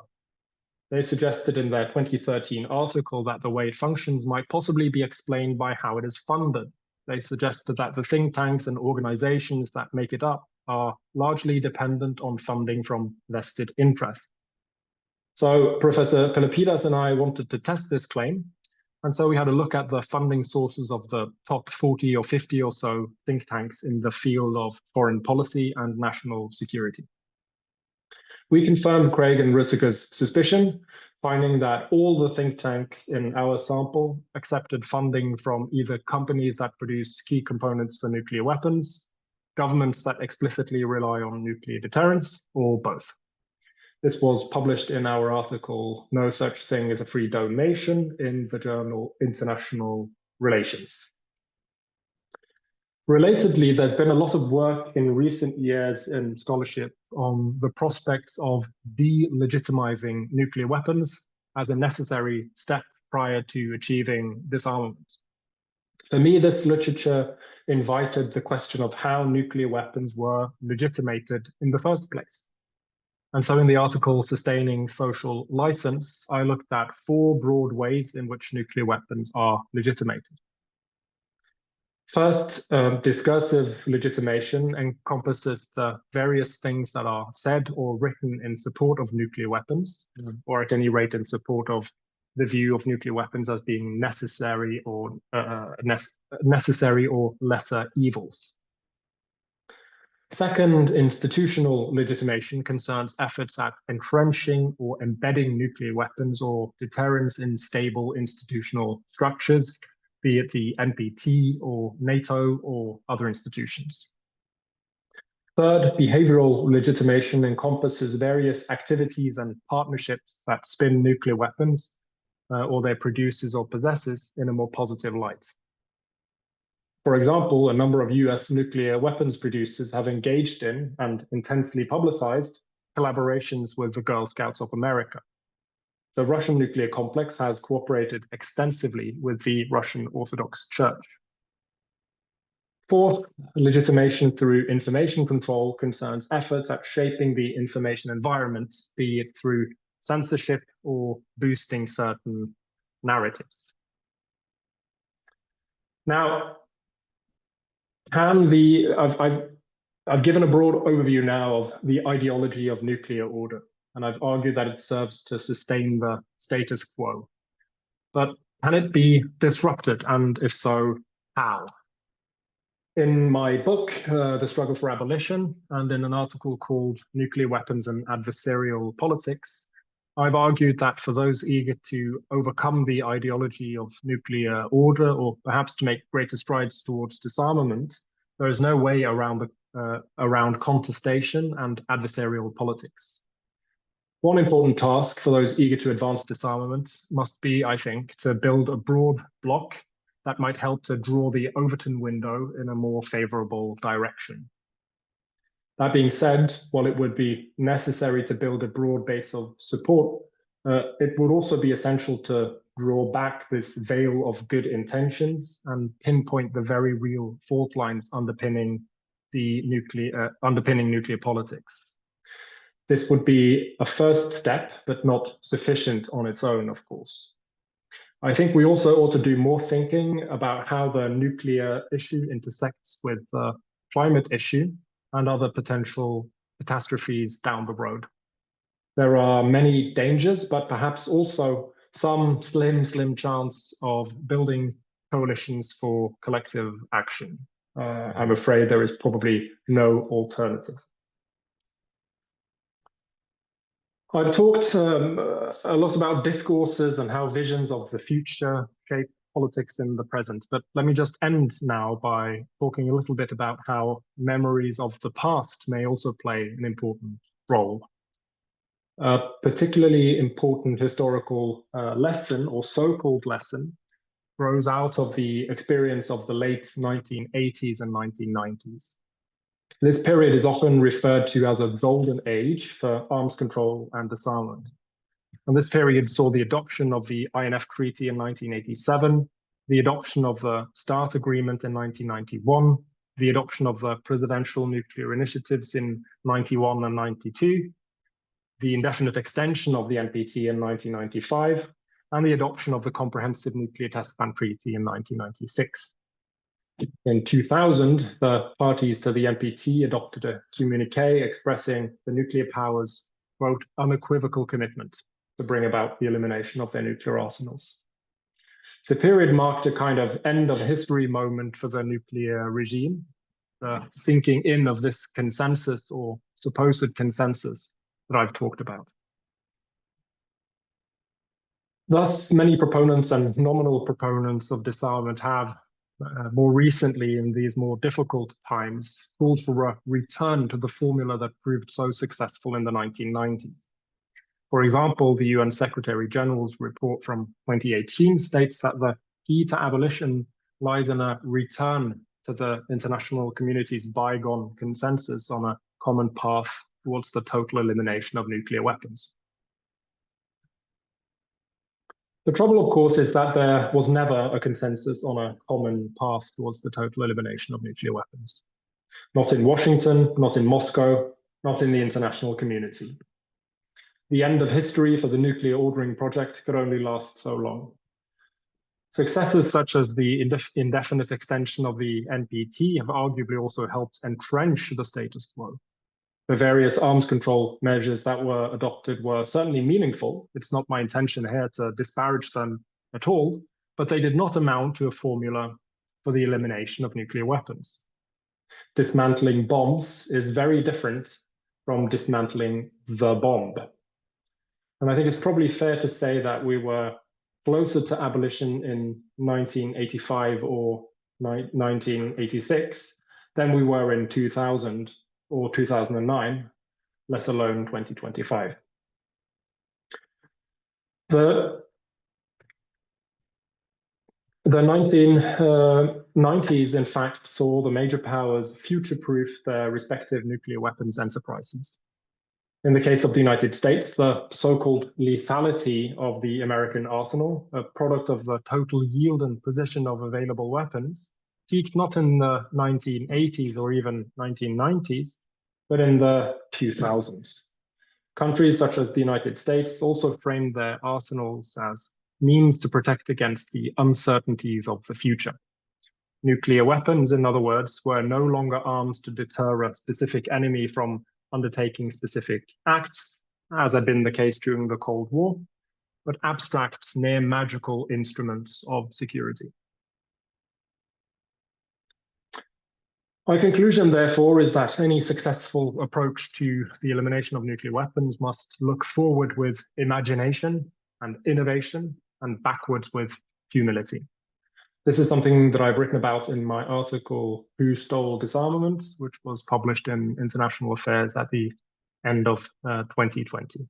And I'll stop there. Thanks very much for bearing with me. Thank you very much, Kjølv.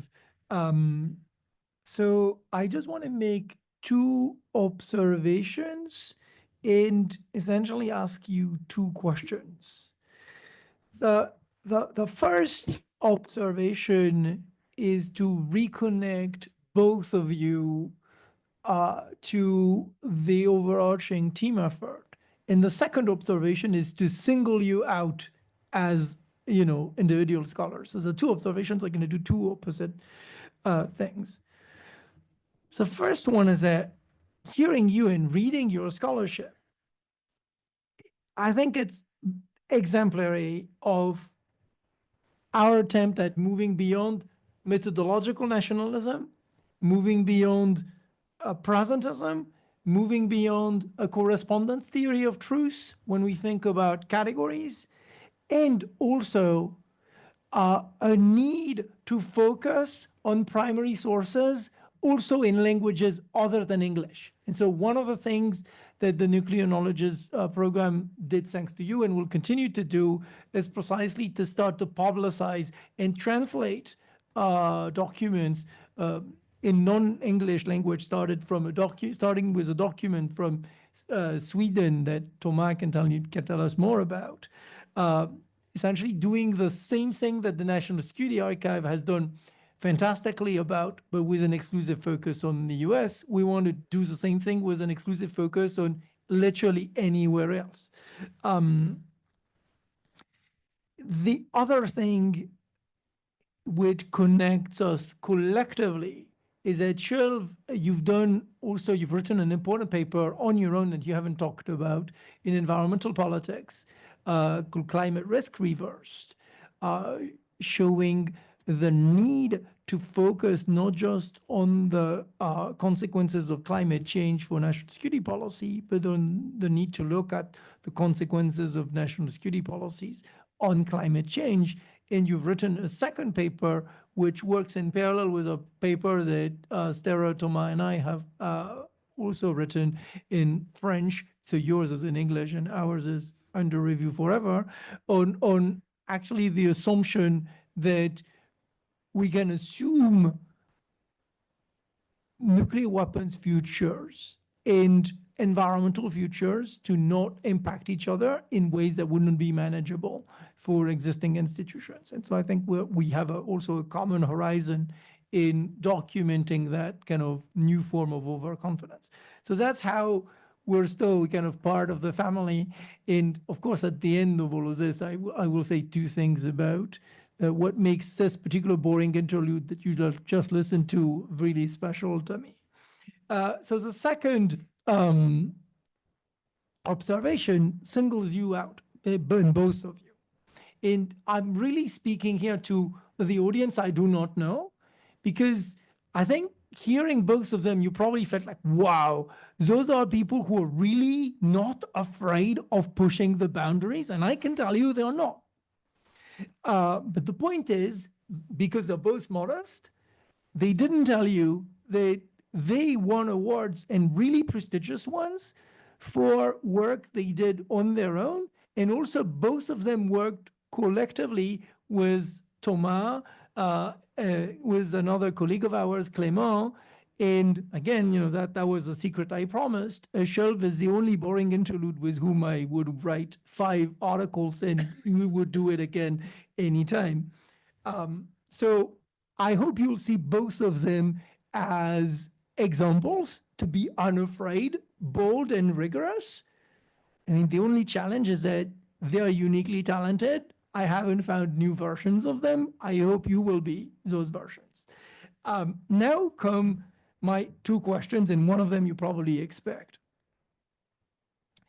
The first one is essentially to give you both an opportunity to explain, for those in the audience who might find that odd or weird or difficult to do, because you both in your own rights wrote pieces on the role of nostalgia. So I want you both to talk about, how does one study that thing? Like, how do you actually research nostalgia? Is that even feasible? And how do you do it? And so obviously, the other thing I'm going to ask is, as I said, you've written an important piece on the canon with Thomas, but you've also written another really important, brave piece together on, feminism and how nuclear weapons-related institutions want to reappropriate feminist discourse. So I want to give you an opportunity to speak to that piece. Should I go first, Kjølv? Please do, yes. Okay, I will do so. Yeah, so I think for me, the thank you, Benoît, for these very kind words. I have a lot of compliments myself, but I'll refrain because I might get cringy with this audience to just keep praising one another. Yeah, so in terms of the question on nostalgia, what was really striking to me is how every time I read about the WMD free zone in the Middle East, people are still referencing the 1990s as a model, rather than thinking, okay, perhaps this model was not entirely successful.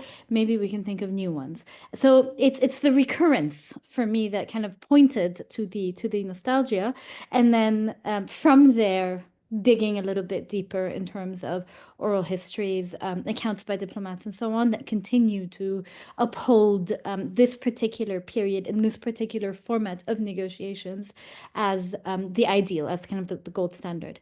And what seemed to me that these negotiations were not successful, but also they were not designed to be successful, right? What seemed to me to be kind of a structural issue was not mentioned in these kind of more romantic depictions of how the 1990s was supposed to get us somewhere. Whereas, you know, when I revisit it, I'm really feeling that these negotiations were designed to do something completely different, and that's the kind of entrenchment of order rather than the change towards the nuclear weapon-free zone.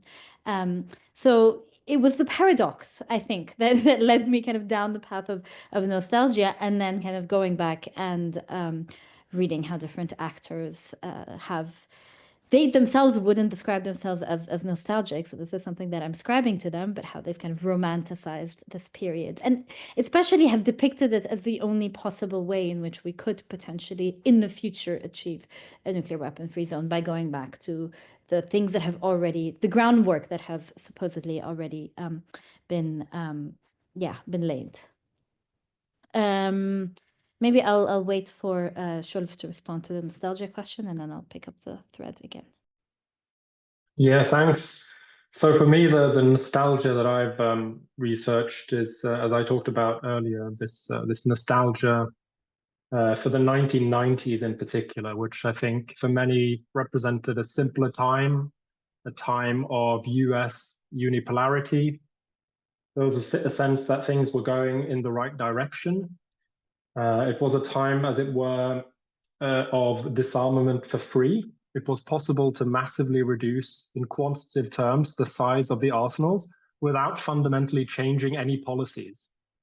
So in a sense, it reminds me a little bit of the kind of a 1990s financialization bubble, where you had lots of economic growth in the stock markets without necessarily growth in the real economy.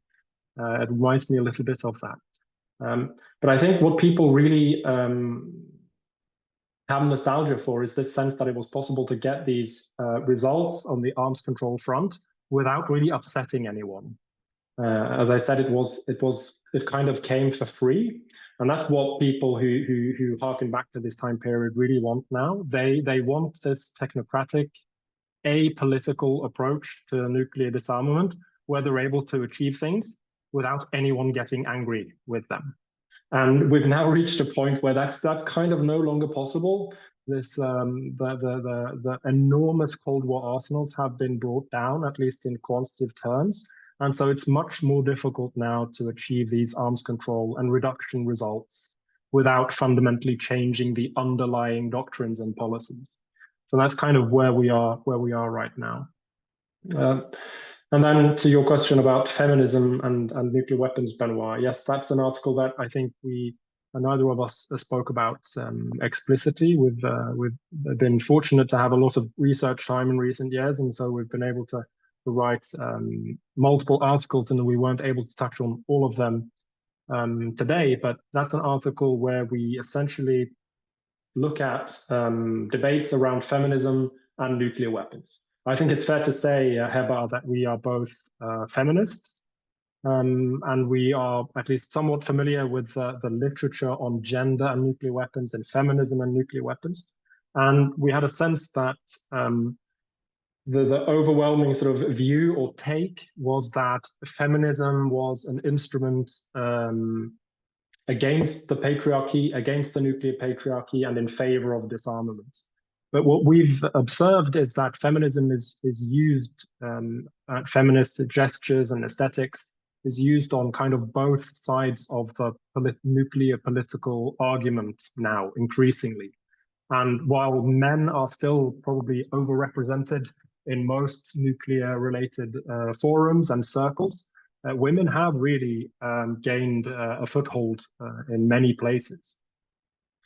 But yeah, so we've essentially been mapping how these debates have been playing out, how language around gender and feminism has been increasingly used also by those within the nuclear weapons enterprise. And just as a small factoid or nugget, we found that the companies involved in the US nuclear weapons complex tweet more about women and girls than other, shall we say, normal companies. the comparison case. So that's a statistically significant difference, that these companies in the nuclear weapons complex tweet, or I guess it's called Xing now, they X more about women and girls than other companies, which we thought was an interesting finding. Heba, do you have anything to add? Yeah, that's great. Thank you. Yeah, I think one of our main kind of arguments is that we see how the terminology of feminism becomes kind of depoliticized when these weapons manufacturers, for example, are also using it to emphasize militarism. So I think it's a similar story to a lot of other kind of terminology that was born out of radical movements from the bottom up, you know, empowerment, development, self-care. All of these came from places where people meant them in a kind of emancipatory frame. And then, you know, I think the best thing that neoliberal capitalism does is kind of depoliticize things and then acquire them, right? And then they become part of a different objective, right? And here that objective is to kind of entrench militarism. I'll just add one small thing, because I remembered now that you asked us how to study nostalgia, Benoît, and I think a discourse analysis is the one obvious thing to do. But also for me personally, I've done ethnographic methods for this type of stuff. So I've been fortunate to be involved in so many track 2 and track 1.5 meetings and roundtables. And so these are the kinds of places where I get a sense of this nostalgia, and where people will talk with, you know, stars in their eyes about how great things were in the 90s, and how we don't need to reinvent the wheel on nuclear policy because we could just go back and do what we did in the 90s. And this is very, very recurrent theme that you hear all the time in these circles. So yeah. Thank you. Well, yeah, these were terrific and eye-opening presentations for me, and I'm really glad to hear about this work that you're doing. About nostalgia for the 90s, when I was first appointed at Stanford, I was a William J. Perry Fellow, and Bill Perry was still alive and showed up at the meetings in our unit with exactly what you're talking about, this kind of nostalgia for the 90s. And so it's very familiar. That said, I kept thinking while you were talking about the ideological apparatus and the way that it has ossified. And this is a thing that you can see in many fields. Of course, it's not unique to this area.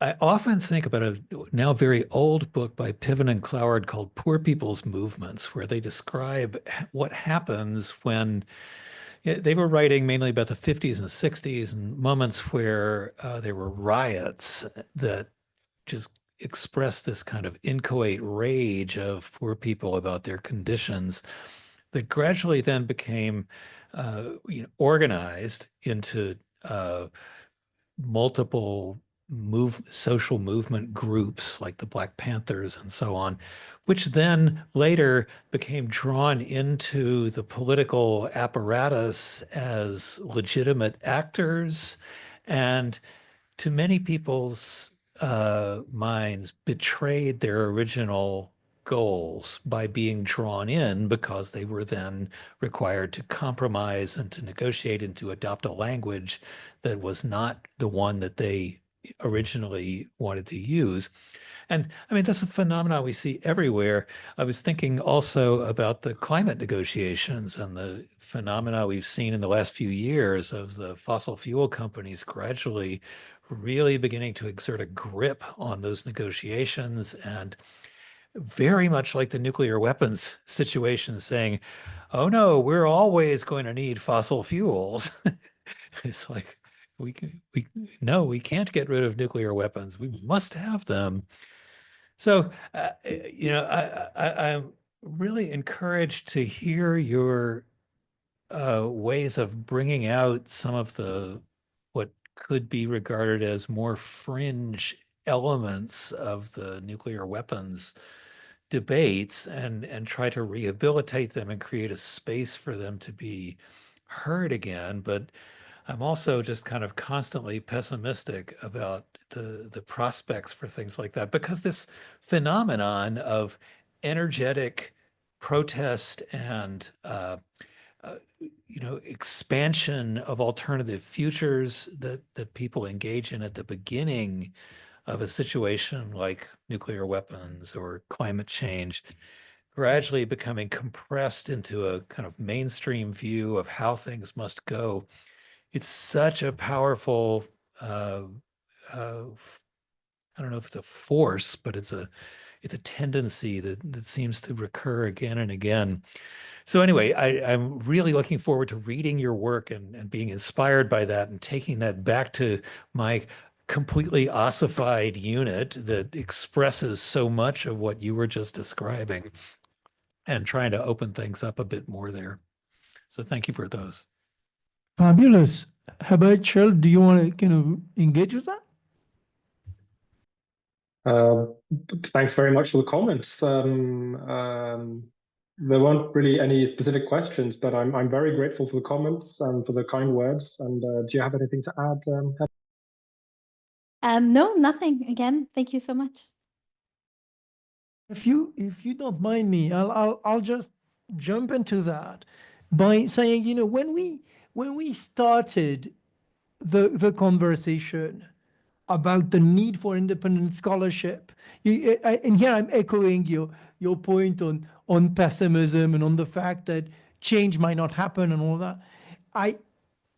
I think one thing that scholarship can do, in a way, what Kjølv showed was the ideology point, but that other pieces of scholarship have also documented other aspects of, is how this sense that things could not have been otherwise is produced. This is one thing that we've also called a panglosism, the fact that things could not have been otherwise, or that all the alternatives would have been worse, because that's another part of the discourse.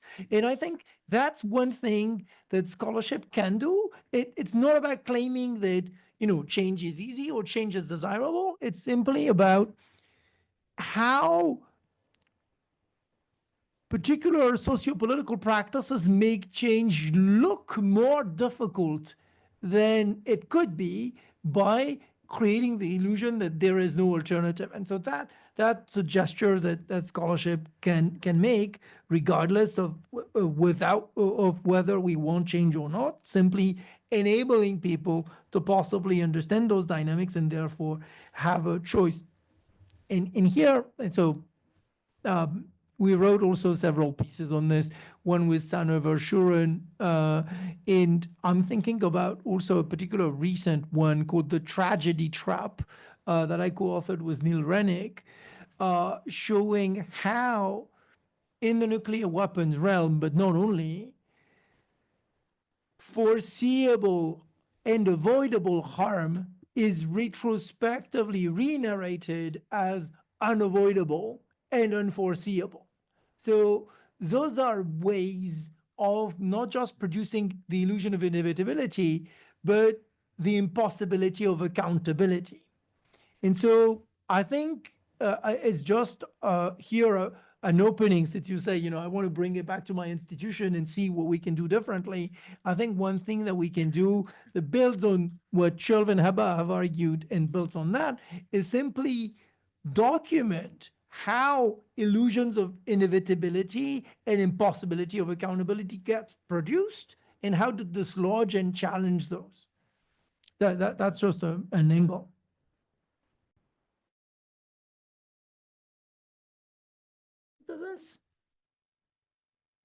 Do we have any questions in the chat that we haven't addressed?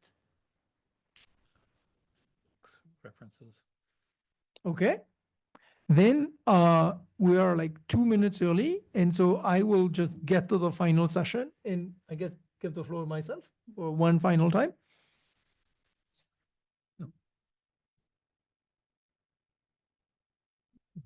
yeah, it's probably still better if I step.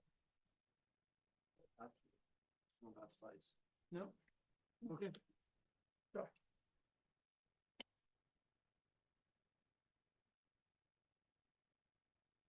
Okay, so stay with me with a few more minutes and you'll see there is a pretty direct reward. At this point, you may think that this was all horrible, that literally we're really sad people telling you about abominations, and that's what we do for a living, and then we say we like it. So there must be something wrong with us. And so at this point, you may even think, okay, it is rational for me to stop caring about those issues. And then your thinking would go as follows. You would say, either a new nuclear catastrophe happens in my lifetime, and then, with everything I know and everything I've heard, it's very likely that a lot of what I care about will be gone, and I will be gone too anyway. But if not, then I might be massively happier, forgetting immediately every single thing those gloomy people have told me today, and live happily ever after. The bad news here is that that's not a valid argument, because that assumes that short of a nuclear weapons catastrophe, you can choose not to be affected by nuclear weapons policies. And that's not a choice you have. Whether or not a new nuclear explosion happens in your lifetime, you are and will be affected by nuclear politics. As I said, a taxpayer in a nuclear weapon state, a member of a nuclear weapon state or hosting state that then implicitly is expected to agree to be a primary target, and as someone who implicitly or tacitly is asked to delegate his or her authority to the commander-in-chief of the nuclear arsenal of the country, implementing the national doctrine on their behalf. The choice you have, therefore, is not to be affected or not, but to be active or passive in the face of this. And this is true whether you are a citizen, a teacher, a scholar, a practitioner, an activist. And this is all the more important as we're at arguably a turning point where you have a set of countries, many of them signatories of the Treaty for the Prohibition of Nuclear Weapons, demanding abolition of nuclear weapons on the one hand, and on the other hand, nuclear weapon states producing at the moment massive renuclearization of world politics beyond the requirements of nuclear deterrence as defined by their own military. So definitely we're in the middle of a defining struggle for the nuclear era, for the future, and for the meaning of the history of the nuclear age up to today. So what I hope you'll take out of this day and of everything we've done so far is that to make this choice, scholarship can be a resource for you. Again, as a citizen, as an educator, as a fellow scholar, as a practitioner.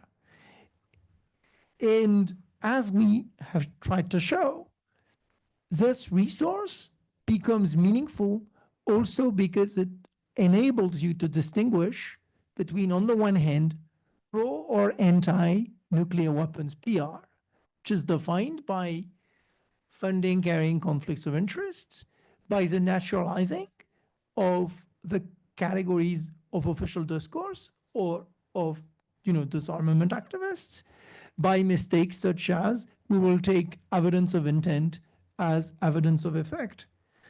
And we've also documented that if we want to have a meaningful discussion about nuclear weapons policy choices, we need to move beyond the narrow types of effects that strategic studies and geopolitics discuss, to include things like the climate-nuclear nexus, effects on democracy, and many others that we hope you will help us to uncover. So I promised a reward. And so to conclude, I'd like to take you to two places. One of them is the Google Scholar webpage of the Nuclear Knowledges Research Collective, where you will find in open access all the scholarly publications of the team that we've talked about, and also of the many, let's face it, we didn't talk about today.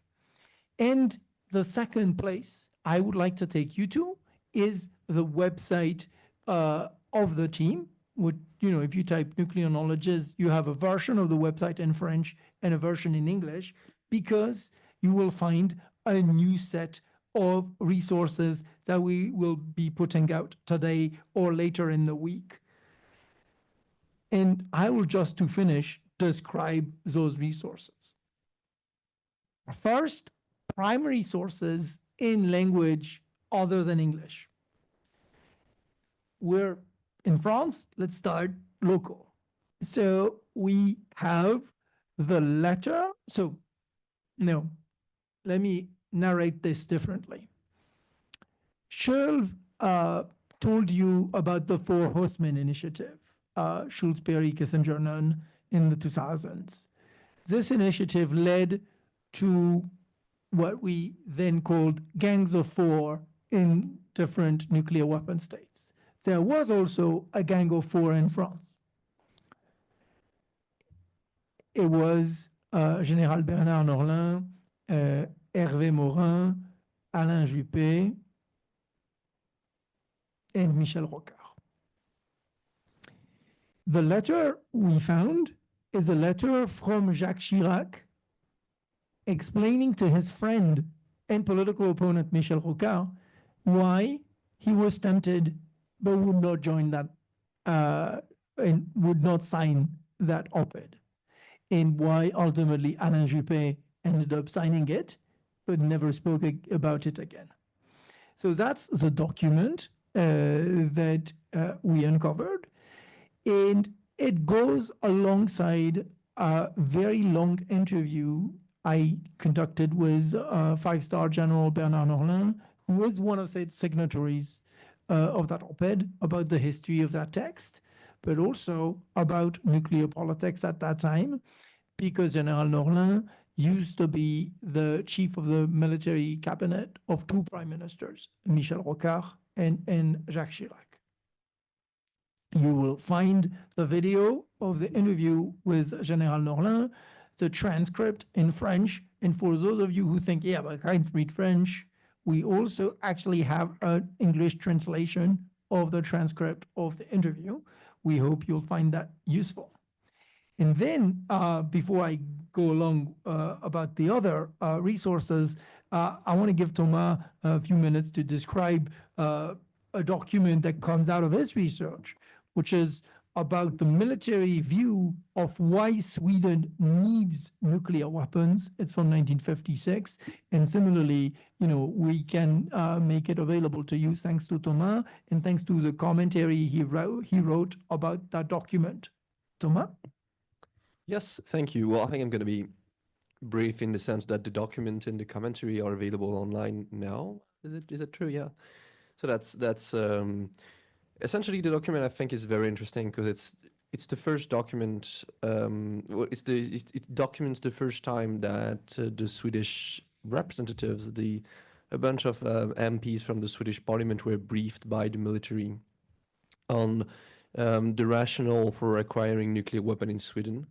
Which is objectively illustrated as not really well known. I mean, we have books. There's the excellent book by Thomas Jonter on the Swedish nuclear program, Emma Rosengren's PhD dissertation, but objectively there isn't so much available online. And the document is quite interesting. It describes both the strategic rationale and the difficulties encountered or to be encountered in acquiring nuclear weapon, the costs, and it also doesn't say certain things It also, for example, leaves aside the fact that researches were ongoing and present them as being something that's going to happen in the future and not something that is happening now.